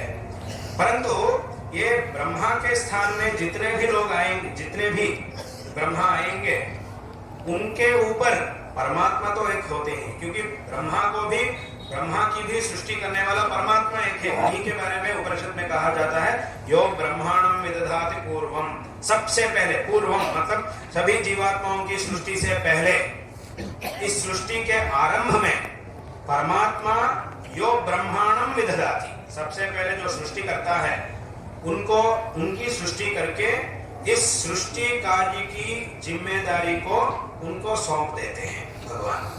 सौंप कर वेदों का उपदेश करके इन प्रमाणों के साथ तुम इस जगत की रचना करो, ऐसा शंकराचार्य, ऐसा भगवान ने उपदेश दिया। ऐसा शंकराचार्य जी ने अपने भाष्य इत्यादि ग्रंथों पुराण में भी प्रतिपादित है। इन्हीं विषयों को शंकराचार्य जी ने अपने भाष्यों में भी प्रतिपादित किए हैं। इसीलिए इतना लंबा समय है, इतनी बड़ी परंपरा है, इसीलिए इसको हम अनादि कहते हैं। इसीलिए हम ये सब इसीलिए कहना चाहते हैं कि हमारी जो आयु है, ये हमें दिखने में बहुत लंबी दिखती है, परंतु अनजाने में ही ये बीत जाती है।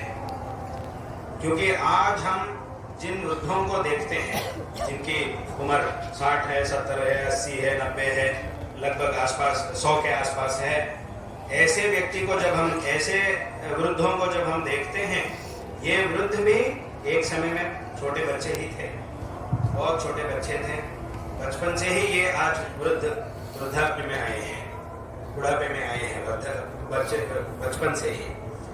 मतलब इससे हमें क्या समझना चाहिए, ये जो जीवन है, ये जो काल है, ये सदैव अतीत हो जाता है। इसीलिए जब हमारे पास अच्छा समय है, इस समय में ही हमें अच्छी साधना जीवन में करना चाहिए।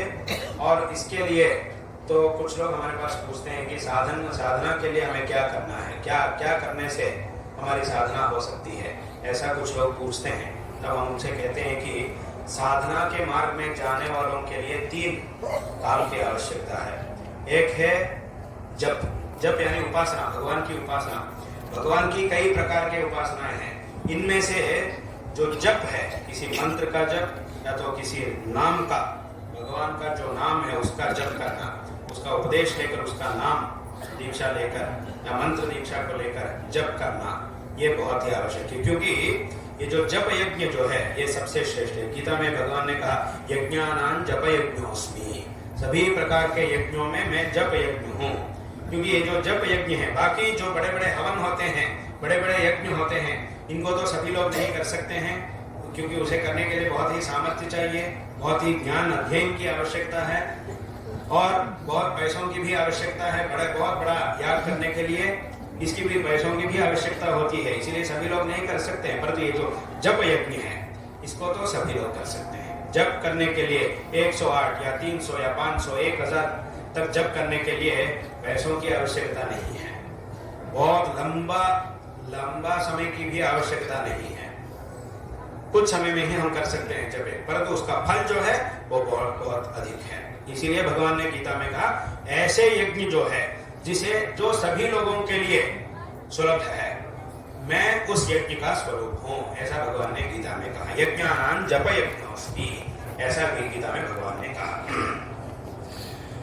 इसीलिए ये जो जप है, किसी भी मंत्र का हो या किसी भगवान के नाम का हो, अगर हम कुछ भी नहीं कर सकते और किसी भी दीक्षा को भी हम नहीं ले सकते हैं, तो राम नाम का जप करें, शिव नाम का जप करें, बस इतना ही। इससे ही हमें पुण्य प्राप्त होता है, इसके द्वारा ही हमें पुण्य प्राप्त होता है। इसीलिए जप करना, भगवान की कृपा का पात्र बनने के लिए जप करना ये बहुत ही आवश्यक है। और ये पहला काम है। और दूसरा काम ये है कि ध्यान करना, ध्यान मग्न होना अभ्यास से, अभ्यास के द्वारा। जैसे कि अभी हमने कहा कि जो ध्यान के लिए बैठते हैं तो 1 मिनट 2 मिनट भी बैठ नहीं पाते हैं। 1 मिनट जब बैठते हैं तब मन इधर उधर चले जाता है।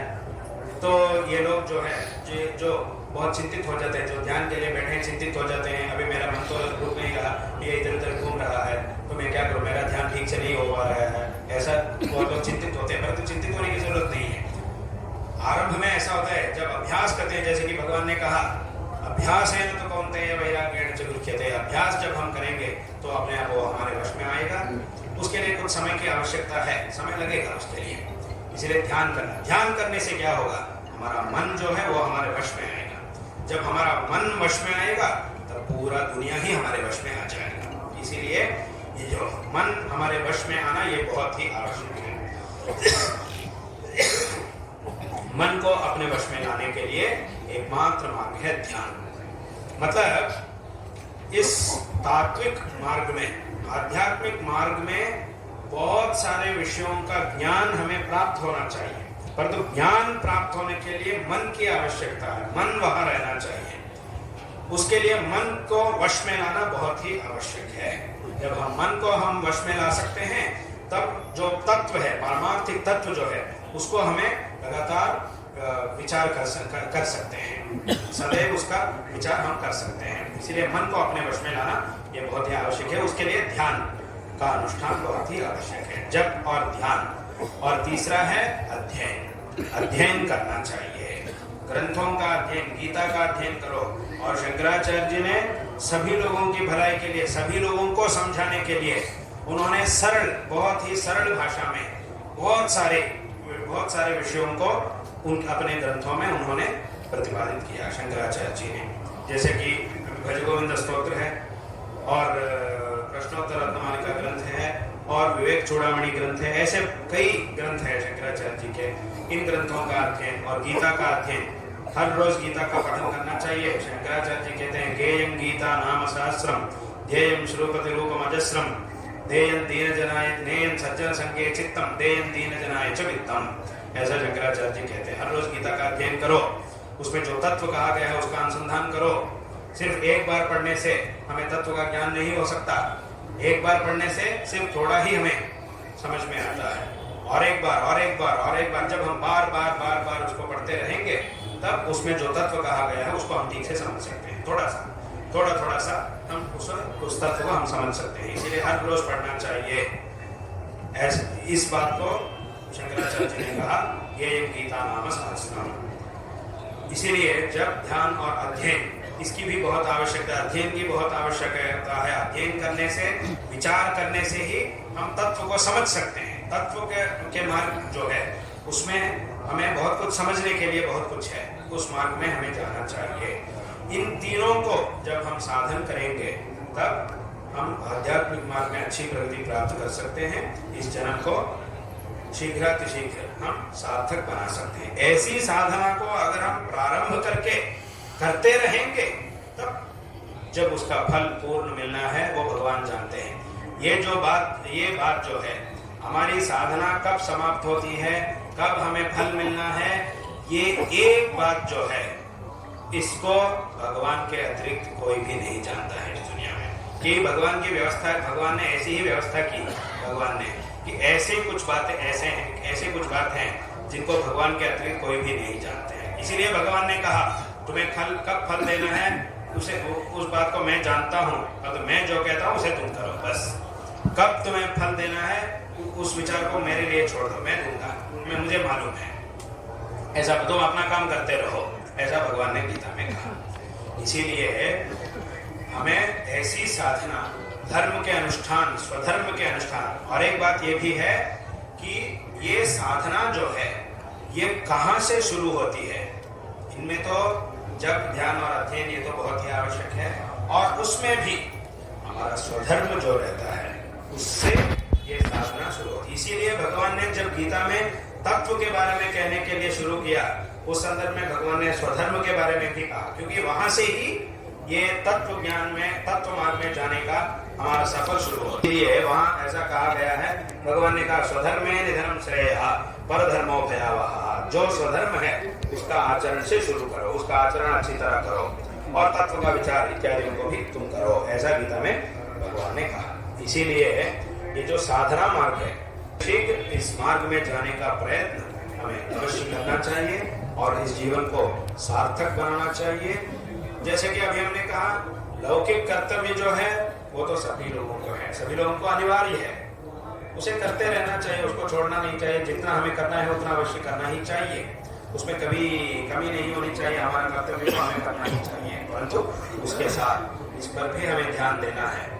अगर हमारा जीवन अंतिम दशा में जब होता है, उस संदर्भ में अगर एक बार हम पीछे मुड़कर देखेंगे कि मेरे जीवन में आध्यात्मिक साधना ही हुई है, धार्मिक आचरण, अच्छे काम कितने हुए हैं मुझसे, ऐसा एक प्रश्न को लेकर अगर हम एक बार मुड़ के पीछे देखेंगे, तब हमें एक अच्छा जवाब मिलना चाहिए। अच्छा जवाब उस समय में हमें मिलना चाहिए। अगर उस समय में अगर हमें अच्छा जवाब नहीं मिला, तब क्या होगा? आप कुछ भी नहीं कर सकते, आगे भी नहीं जा सकते हैं, जाने के लिए समय भी नहीं है, शक्ति भी नहीं है हमारे पास। इसीलिए जब ऐसा एक प्रश्न हमारे सामने आएगा, तब अगर उस समय में अगर हमें ठीक जवाब मिलना है, तब उसके लिए साधना के अनुष्ठान आज से ही हमें करना चाहिए, जिससे इस जीवन को हम सार्थक बना सकें। इसीलिए इस विषय को, ये जो भव्य परंपरा है, जो अनादिकाल से इस धर्म का आचरण हम कर रहे हैं, ये बहुत ही श्रेष्ठ धर्म है। जितना भी आचरण है, इनके द्वारा हमें जीवन में एक श्रेष्ठ स्थिति पहुंचने का एक अवकाश, एक शक्ति हमें मिलती है। जैसे कि अब हम आज यहाँ इस पवित्र महाकुंभ मेला में हैं, यहाँ आके स्नान कर रहे हैं, त्रिवेणी संगम में पवित्र स्नान कर रहे हैं। इससे क्या होगा? इससे बहुत बड़ा फल हमें प्राप्त होता है, बहुत बड़ा फल इसके द्वारा हमें प्राप्त होता है, जिससे हम हमारे श्रेय के मार्ग में भगवान की कृपा का पूर्ण पात्र बनकर इस संसार से मुक्त होने के मार्ग में हम जा रहे हैं। जिस मार्ग में हम जा रहे हैं, उस मार्ग में जल्दी से जल्दी हम पहुंच सकते हैं, क्योंकि इस मार्ग में जाने के लिए हमें एक विशेष शक्ति चाहिए। इस मार्ग में ऐसी शक्ति इन साधनों के अनुष्ठान के द्वारा, इन आचरणों के द्वारा हमें प्राप्त होता है। आज यहाँ स्नान करने से हमें बहुत बड़ा पुण्य प्राप्त होता है। इस पुण्य के द्वारा हम हमारे श्रेय के मार्ग में और भी तेजी से हम आगे बढ़ सकते हैं। इसीलिए ये सब कुछ आचरण जो है, ये सब आचरण जो है, ये हमें पुण्य प्राप्त करने के लिए ही है। क्योंकि शंकराचार्य जी कहते हैं, किम संपाद्यम मनुजैहि, जो मनुष्य है उसको सदैव किसकी कमाई में तत्पर रहना चाहिए, ऐसा शंकराचार्य जी ने प्रश्न किया। और उस प्रश्न का जवाब स्वयं शंकराचार्य जी ने ही दिया। विद्या, वित्तम, धनम, यश, पुण्य, ये जो 5 है, इनकी कमाई में सदैव मनुष्य तत्पर होना चाहिए। सबसे पहला विद्या, पढ़ाई करो, लौकिक विद्या का भी हो या आध्यात्मिक विद्या, क्योंकि लौकिक विद्या की आवश्यकता तो है, जैसे कि अभी हमने कहा व्यवहारिक प्रपंच में लौकिक विद्या की आवश्यकता है, इसलिए उसको भी ठीक से पढ़ो। और ये आध्यात्मिक विद्या है, संसार से मुक्त होने के लिए आध्यात्मिक विद्या की बहुत आवश्यकता है, श्रेय प्राप्त करने के लिए आध्यात्मिक विद्या की बहुत आवश्यकता है।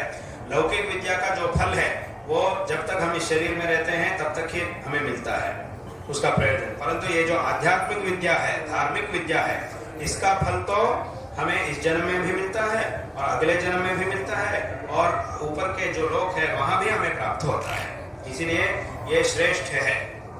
इसीलिए विद्या और वित्तम, धन की कमाई में भी हमें प्रयत्न होना चाहिए, वो भी ठीक मार्ग में, न्याय मार्ग में धन का संपादन में हमें तत्पर होना चाहिए। क्योंकि अगर हम धन की कमाई करेंगे, तब उससे हम अच्छे काम और भी अच्छी तरह हम कर सकते हैं। इसलिए उसकी कमाई में भी प्रयत्नशील होना चाहिए। विद्या, वित्तम, बलम, विद्या, वित्तम, बलम, यशः, पुण्यम। बलम, विद्या, वित्तम, बलम और बल, बल यानी शरीर का बल, शरीर और मन और बात तीनों में बलिष्ठ होना चाहिए।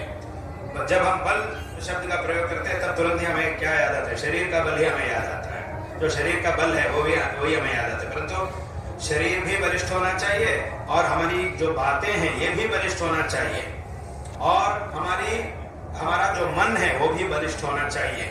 कभी भी हमारा मन कैसे भी संदर्भ हमारे सामने हो, हमारा मन दृढ़ होना चाहिए। इसीलिए ये सब बलिष्ठ होना चाहिए। विद्या वित्तम बलम और यशः शब्द का अर्थ है कि कीर्ति, अच्छी कीर्ति प्राप्त करना, यश प्राप्त करना, अच्छे यश को प्राप्त करना चाहिए। अच्छे यश कब हमें मिलता है? हमें यश के पीछे नहीं जाना चाहिए, जो कीर्ति है उसके पीछे हमें नहीं जाना चाहिए। कीर्ति जो है वो फल है, फल के पीछे हमें कभी नहीं जाना चाहिए। हर एक फल का एक कारण होता है, कारण के बिना फल नहीं होता है। फल का जो कारण है उसके पीछे हमें जाना चाहिए। अगर हम फल का जो कारण है उस कारण के पीछे अगर हम जाएंगे तो फल अपने आप हमारे पीछे आ जाएगा। फल के लिए अतिरिक्त प्रयत्न की कोई आवश्यकता नहीं है। इसीलिए ये जो कीर्ति का संपादन, कीर्ति को हम कैसा प्राप्त करना है, यश को हमें कैसा प्राप्त करना है, अच्छे काम के द्वारा हम यश का प्राप्त करना चाहिए, यश को प्राप्त करना चाहिए। अच्छे काम करने से यश अपने आप प्राप्त हो जाता है। इसीलिए अच्छा काम करो, ऐसा शंकराचार्य जी ने कहा। अच्छा काम मतलब अच्छा काम मतलब ये क्या है? ये क्या है अच्छा काम? धार्मिक आचरण, धर्म, जो धर्म है वही अच्छा काम है, जो पुण्य कार्य है वही अच्छा काम है। तो पुण्य कार्य क्या है? शास्त्रों में कहा गया है कि पुण्य कार्य क्या होता है? एक है भगवान की आराधना और दूसरा है दूसरों का उपकार करना, मदद करना, यही पुण्य है। भगवान की आराधना करना और दूसरों की मदद करना, यही पुण्य है। इसके अतिरिक्त और कुछ भी नहीं है।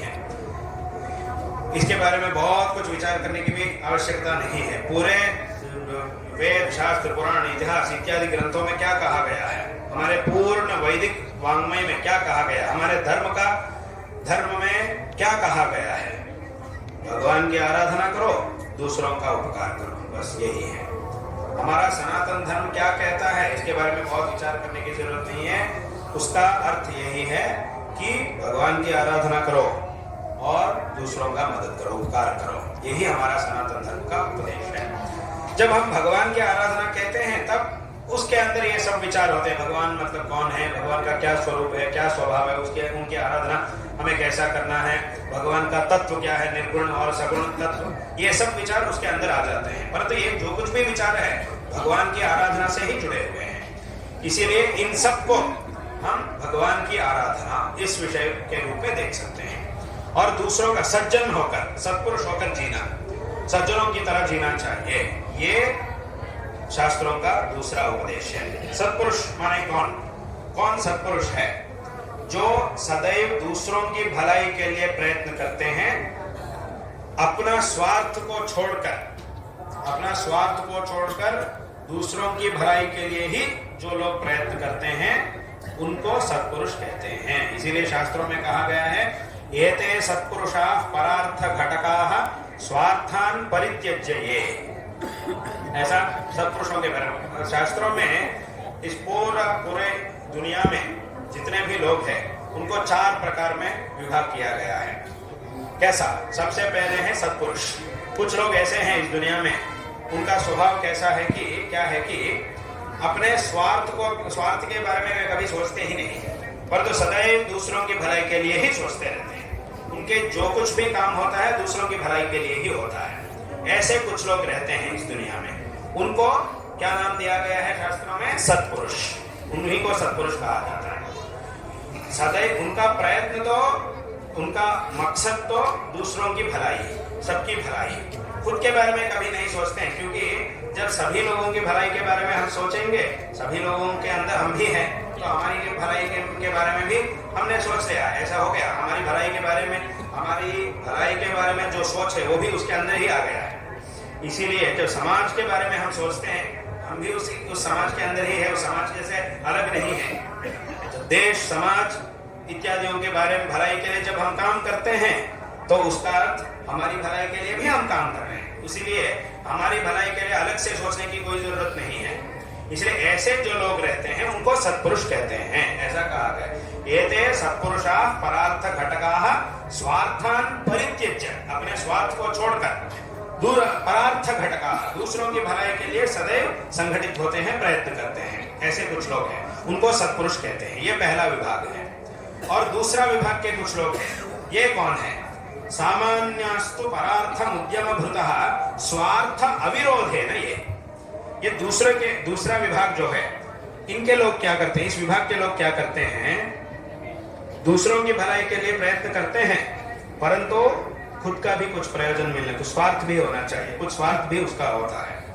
अगर उसका कुछ स्वार्थ मिलेगा तब भी दूसरों की भलाई के बारे में सोचता है।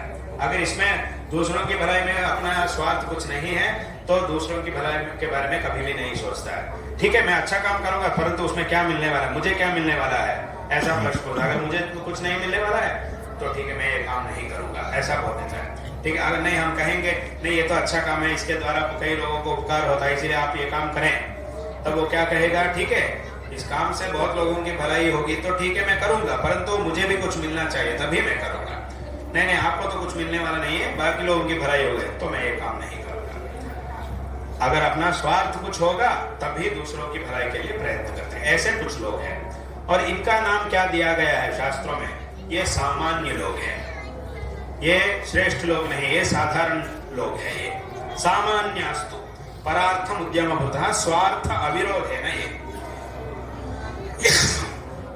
ऐसे लोगों को हम सत्पुरुष तो नहीं कह सकते हैं और पूरी तरह से दुष्ट भी नहीं कह सकते हैं, इसीलिए दोनों के बीच में साधारण लोग हैं, बस इतना ही। इससे अधिक भी हम नहीं कह सकते, इससे कम भी नहीं कह सकते हैं।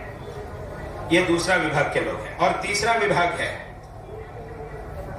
ये तेमी मानुष राक्षसाः परहितम स्वार्थाय निघ्रन्ति। ये और कुछ लोग हैं, ये क्या करते हैं, ये कभी दूसरों की भलाई के लिए सोचते, भलाई के बारे में कभी भी सोचते नहीं और सदैव स्वार्थ के बारे में ही सोचते रहते हैं, स्वार्थ में ही तत्पर रहते हैं और अपनी स्वार्थ के लिए, अपना स्वार्थ के लिए दूसरों को बहुत बहुत पीड़ित करते हैं। कैसे भी दूसरों को पीड़ित करके, खंडित करके अपने स्वार्थ को कमा लेते हैं। अपने स्वार्थ के लिए दूसरों को कितना भी पीड़ा देने के लिए वे सोचते नहीं, बहुत पीड़ा देकर अपने स्वार्थ के लिए बहुत लोगों की हिंसा करते हैं। ऐसे लोग हैं जो अपने स्वार्थ के लिए दूसरों की हिंसा करते हैं। ऐसे लोगों को क्या कहना चाहिए, क्या कहा गया है शास्त्रों में, देवी मानुष राक्षसा, ये सभी लोग मनुष्य के रूप में रहने वाले राक्षस है, ऐसा कहा गया, ऐसा नाम दिया गया है। जो स्वार्थ के लिए दूसरों की हिंसा करते हैं, ऐसे लोगों को मनुष्य के रूप में रहने वाले राक्षस, ऐसा नाम दिया गया है। अब ये 3 विभाग हो गए, तीसरा विभाग भी हो गया, अभी चौथा विभाग भी है। ये लोग कौन है, ये कैसे रहते हैं? अब ये जो तीसरे विभाग के जो लोग हैं, ये दूसरों की हिंसा करते हैं, परंतु क्यों करते हैं? अपना स्वार्थ के लिए। मतलब दूसरों की हिंसा का फल अपना खुद का स्वार्थ, अपना स्वार्थ के लिए दूसरों की हिंसा करते हैं। मतलब उनके वे लोग जो हिंसा करते हैं उस हिंसा का एक फल है, एक फल को लेकर वे लोग हिंसा करते हैं। और ये चौथा विभाग जो है, ये कौन है? ये भी तीसरे विभाग के लोगों की तरह दूसरों की हिंसा करते हैं, परंतु उस हिंसा का कुछ प्रयोजन ही नहीं है, कुछ भी फल नहीं है, दूसरों को तकलीफ देते रहते हैं। अरे भाई तुम ऐसा क्यों करते हो, क्यों उस बेचारे को सताते हो? कुछ भी नहीं है, उससे क्या मिलने वाला है तुम्हें? कुछ भी नहीं मिलने वाला, परंतु उसको रोना है, मुझे देखना है, बस। ये क्यों, ऐसा क्यों? कुछ नहीं, मुझे उसको वो रोना चाहिए, उसे मुझे देखना है, बस इतना ही। उसका कोई प्रयोजन नहीं थी। ठीक है, अभी ये जो तीसरा विभाग के जो लोग हैं, वे तो अपना स्वार्थ के लिए दूसरों की पीड़ा दे, दूसरों को पीड़ित कर रहे हैं, वो तो ठीक है, मतलब उसको भी हम मान सकते हैं क्योंकि अपने स्वार्थ है, एक प्रयोजन तो है, एक फल तो है वहां, उसको भी हम मान नहीं सकते हैं, परंतु वहां एक छोटा सा फल तो है, परंतु यहाँ कुछ भी फल नहीं है, फिर भी दूसरों की हिंसा करते रहते हैं। ऐसे कुछ लोग, मतलब ऐसे भी लोग हैं दुनिया में, हम देखते हैं। अगर हमने कभी नहीं देखा तो सुनते हैं, सुना तो था, बहुत लोग, सभी लोग सुनते होंगे, जो अभी यहाँ नहीं हो सकते हैं, परंतु और कई हैं ऐसे लोगों के बारे में भी हमने सुना। इसलिए ऐसे लोग नहीं होते हैं दुनिया में, ऐसा नहीं कह सकते। ये सब देखकर ही शास्त्रों में ये विचार प्रस्तुत किया गया है। इसीलिए कुछ लोग ऐसे हैं जो कुछ भी प्रयोजन के बिना भी दूसरों को पीड़ा देते रहते हैं, ऐसे भी लोग हैं। तो इनका क्या नाम दिया गया है, क्या नाम दे सकते हैं? क्या नाम दिया गया है वो तो अलग बात है, क्या नाम दे सकते हैं? क्योंकि इससे पहले जो विभाग था, तीसरा विभाग, उस विभाग के लोगों को क्या नाम दिया गया? मनुष्य के रूप में रहने वाले राक्षस। अब ये जो चौथा विभाग के लोग जो है, उससे भी एक बहुत बड़ा नाम को ढूंढना पड़ेगा, उससे भी एक बहुत बेकार नाम को ढूंढना पड़ेगा। मनुष्य के रूप में रहने, एक मनुष्य को लेकर तू मनुष्य के रूप में रहने वाला राक्षस जब ऐसा कहा गया, तो उससे बड़ी निंदा क्या हो सकती है? उससे भी बड़ा अपमान, उससे भी बड़ा अपमान क्या हो सकता है? उससे भी बड़ा बेकार शब्द क्या हो सकता है? वही सबसे बड़ा बेकार शब्द है। अब परंतु चौथे विभाग के जो लोग हैं, उनको अगर नाम रखना है तो उससे भी बेकार, बहुत बेकार नाम को ढूंढना पड़ेगा।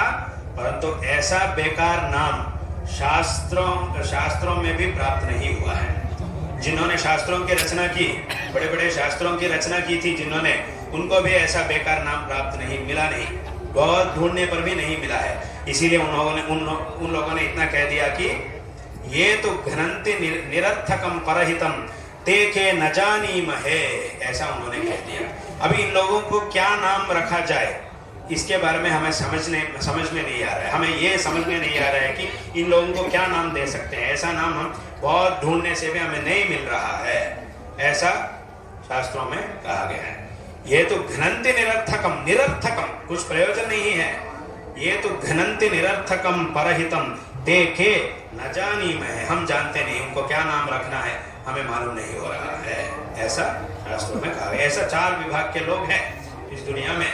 परंतु इन विभागों के बारे में क्यों कहा गया है?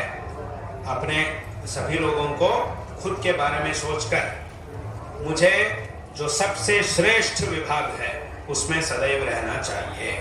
जो सत्पुरुषों का विभाग जो है ये सबसे श्रेष्ठ है, उसमें मुझे सदैव रहना, उस विभाग में मुझे जाना है, ऐसा सभी लोगों को सोचना चाहिए। उस विभाग में जाने का प्रयत्न करना चाहिए। यही हमारा सनातन धर्म का मूल उपदेश है। जो अभी कहा गया 2 उपदेश हैं, उन दोनों उपदेशों में से पहला उपदेश है भगवान की आराधना करो, भगवान पर विश्वास रखो, भगवान की आराधना करो, ये सबसे पहला उपदेश है। और दूसरा उपदेश है सत्पुरुषों की तरह तुम्हें रहना चाहिए। तब हमें प्रश्न उठता है कि सत्पुरुष कौन होते हैं, दुष्ट कौन होते हैं, उनके बारे में भी कहना पड़ेगा। इसीलिए इस श्लोक में विभाग करके कहा गया है। इसीलिए इस श्लोक के द्वारा जो सत्पुरुष है उनके बारे में अच्छी तरह जानकर हमें भी उनके तरह जीना चाहिए। जो हमारे सनातन धर्म का दूसरा उपदेश है, मूल उपदेश जो है, सत्पुरुषों की तरह जीना चाहिए, उसके अनुसार हमें जीना चाहिए। इसलिए इस श्लोक में ऐसा कहा गया है। इसीलिए ये जो भव्य परंपरा में हमारा जन्म, सभी लोगों को ये जन्म प्राप्त हुआ है, इस जन्म को बहुत बड़ा सम्मान मानकर, बहुत बड़ा सौभाग्य मानकर इससे हमें गर्व होना चाहिए। ऐसी भव्य परंपरा में हमें जन्म प्राप्त हुआ है, इसे हमें गर्व होना चाहिए। इसीलिए इसके द्वारा इस जन्म को हमारे सनातन वैदिक परंपरा में, अनादि परंपरा जो है, इसमें जो कुछ भी आचरण कहे गए हैं, इनको अच्छी तरह करके इस जीवन को सार्थक बनाना है। इस बात को हम इस संदर्भ में सभी आस्तिक महाजनों से कहना चाहते हैं, सभी लोगों से हम इस बात को इस संदर्भ में कहना चाहते हैं। इसके द्वारा हमारा सनातन वैदिक धर्म परंपरा में सभी लोगों की श्रद्धा, अब जो श्रद्धा है ये और भी अधिक रूप से होनी चाहिए। अधिक श्रद्धा से हमें भी इसका आचरण करना चाहिए और हमारे घर में जो बच्चे हैं उनको भी इस धर्म की शिक्षा दी जाए, ऐसा भी हम इस संदर्भ में कहना चाहते हैं। इसके बारे में बच्चों को भी हमें उपदेश करना चाहिए। इसका महत्व जो है उसके बारे में बच्चों को भी हमें सिखाना चाहिए। इस प्रकार इसका आचरण करके ये जो हमारा जीवन का अमूल्य समय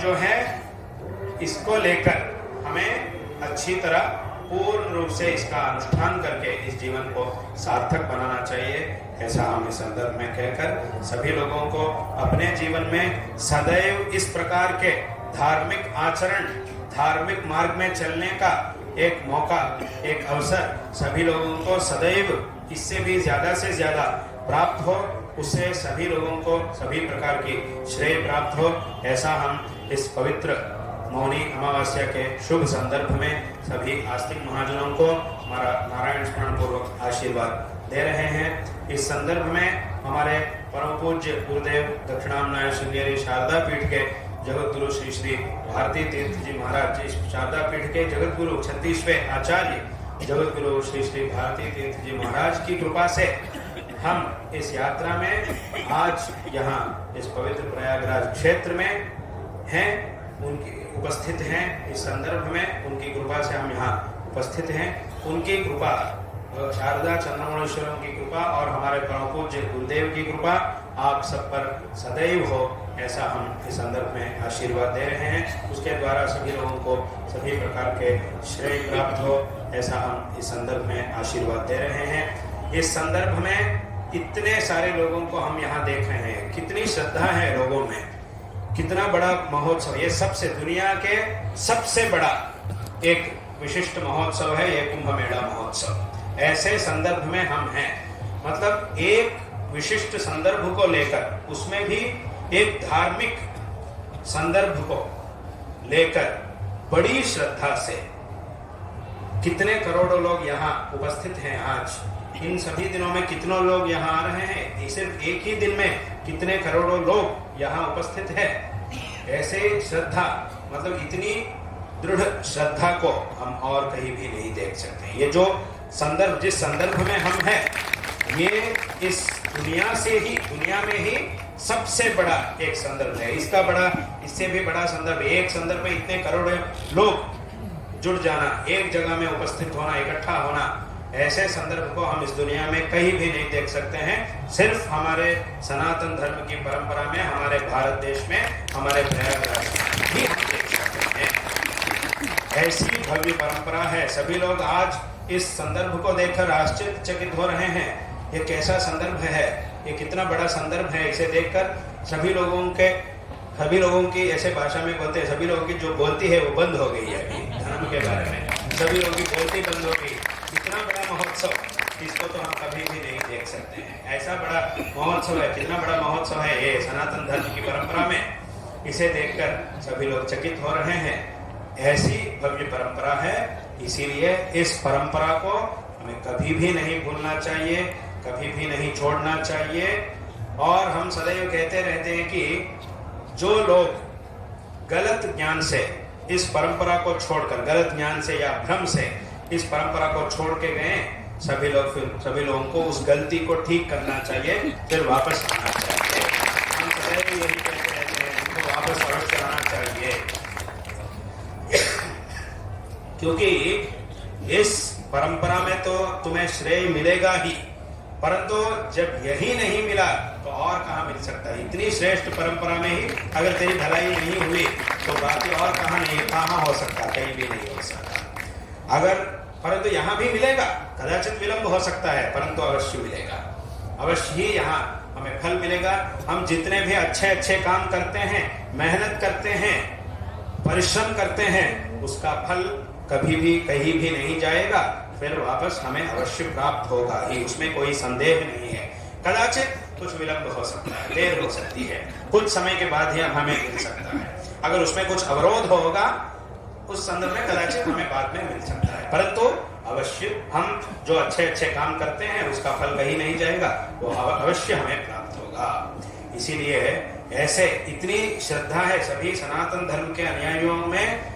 सभी लोग अपने धर्म के बारे में कितनी निष्ठा रखते हैं, कितनी श्रद्धा रखते हैं, उसका एक बहुत बड़ा उदाहरण है, प्रत्यक्ष दृष्टांत है ये महाकुंभ मेला जो यहाँ हो रहा है। क्योंकि इतने भीड़ में करोड़ों लोग, सभी लोग जानते हैं कि इस संदर्भ में करोड़ों लोग उपस्थित होंगे। उस संदर्भ में जाने में बहुत कठिनाई होती है। यहाँ आकर, यहाँ उपस्थित होकर संगम स्नान करके, नदी में स्नान करके आना का जो काम है, इस काम में बहुत सारी कठिनाई हो सकती है, इसको तो सभी लोग जानते हैं। फिर भी कितनी भी कठिनाई हो, हमें इस संदर्भ में जाना है, क्योंकि ये हमारा शास्त्र, हमारी परंपरा हमें आदेश दे रहा है कि ऐसे संदर्भ में हमें, ये हमारा आचरण है, ये हमारी आत्मा है, ये जो आचरण है ये हमारी आत्मा है, इसीलिए इसको कभी छोड़ा नहीं जा सकता। इसीलिए इस संदर्भ में हमें यहाँ रहना है। सभी लोग जानते हैं बहुत कठिनाई है, यहाँ कठिन स्थिति है, फिर भी इतने लोग क्यों आ रहे हैं? श्रद्धा, वही श्रद्धा, ऐसे अचंचल श्रद्धा जो है, इस श्रद्धा को हम यही देख सकते हैं और कहीं भी हम नहीं देख सकते हैं। और इस श्रद्धा की रक्षा हमें सदैव करना चाहिए। जो जैसे सभी लोग इकट्ठा हुए हैं इस जगह में, ऐसे ही सदैव हर एक सनातन धर्मी को अपने धर्म की रक्षा के लिए सदैव इकट्ठा होना चाहिए। ये जो एकता है ये सदैव होना चाहिए, चाहे वो किसी भी राज्य के हो, या दक्षिण का हो या उत्तर का हो, भारत के दक्षिण का हो, उत्तर का हो, कहीं भी हो, किसी भी देश का हो, क्योंकि दक्षिण उत्तर ये सब सिर्फ व्यवहार के लिए आया है, परंतु सभी इस भारत के सभी आस्तिकों में सदैव एकता होनी चाहिए। सभी आस्तिक लोग एक ही हैं, इसमें से ऐसा विभाग नहीं होना चाहिए। ये सब व्यवहार के लिए, एक राज्य है, एक दक्षिण है, उत्तर है, या तो एक राज्य है, वो राज्य अलग है, ये राज्य अलग है, ये सब जो है ये सिर्फ व्यवहार के लिए किया गया विभाग है, शासन इत्यादि व्यवस्थाओं के लिए किया गया व्यवस्था है। परंतु धर्म जो है, आस्तिकता जो है, इसका कोई विभाग नहीं है, इसकी कोई सीमा नहीं है, ये व्यापक है। इसीलिए इसके द्वारा धार्मिकता के, अभी व्यवहार की दृष्टि से जो राज्य है, राज्यों की दृष्टि से लोगों में विभाग हो सकता है, ये उस राज्य के हैं, ये उस दिशा के हैं, ये उस राज्य के हैं, ऐसा हम कह सकते हैं। परंतु धार्मिकता जो है, इसमें तो सभी लोग सनातनी ही है, सनातन धर्म के ही है, इसमें कोई विभाग नहीं है। जो भी हो, दक्षिण का हो या उत्तर का हो, या इस राज्य का हो या दूसरे राज्य का हो, सभी लोग सनातनी है। सनातन एक ही परंपरा के अनुयायी है, जिनके मूल प्रमाण है वेद, जिसके उद्धारक है इस कलयुग में, जिस धर्म के उद्धारक है जगतगुरु श्री आद्य शंकराचार्य जी। इसीलिए हम सभी इसी परंपरा के अनुयायी लोग हैं। इसीलिए हमारी परंपरा में ये जो भव्य गुरु परंपरा है, सदाशिव समारंभम शंकराचार्य मध्यमम अस्मदाचार्य पर्यंतम, हमारी परंपरा, इस धर्म के बारे में हमारे मार्गदर्शन करने वाले गुरु की परंपरा कहाँ से शुरू हुई है?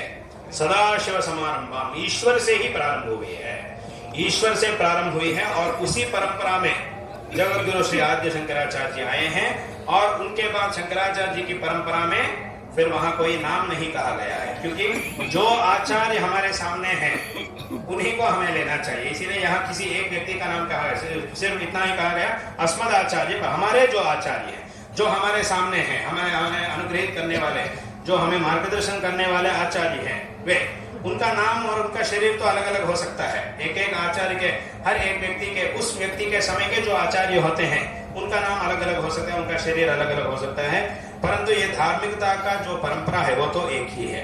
इसीलिए यहाँ ऐसा कहा गया है कि अस्मद आचार्य पर्यंत, फिर से यहाँ नाम नहीं कहा गया, आरंभ का नाम कहा गया है ईश्वर।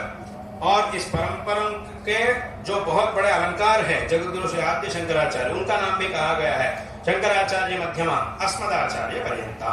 जो आचार्य इस स्थान में बैठकर, क्योंकि जैसे कि अभी हमने कहा ये भी एक स्थान है, इस स्थान में किसी भी शरीर में आचार्य बैठे रहेंगे, वे हमें मार्गदर्शन करते हैं उन आचार्य तक जो परंपरा है उसका मेरा प्रणाम है, ऐसा हम श्लोक का पठन करते हैं। इसीलिए ऐसी परंपरा, इसका महत्व को जानकर सभी लोग इसका आचरण करके श्रेय प्राप्त करें, ऐसा इस संदर्भ में आशीर्वाद देकर इस भाषण को यहाँ विराम देते हैं। हर नमः पार्वती पतये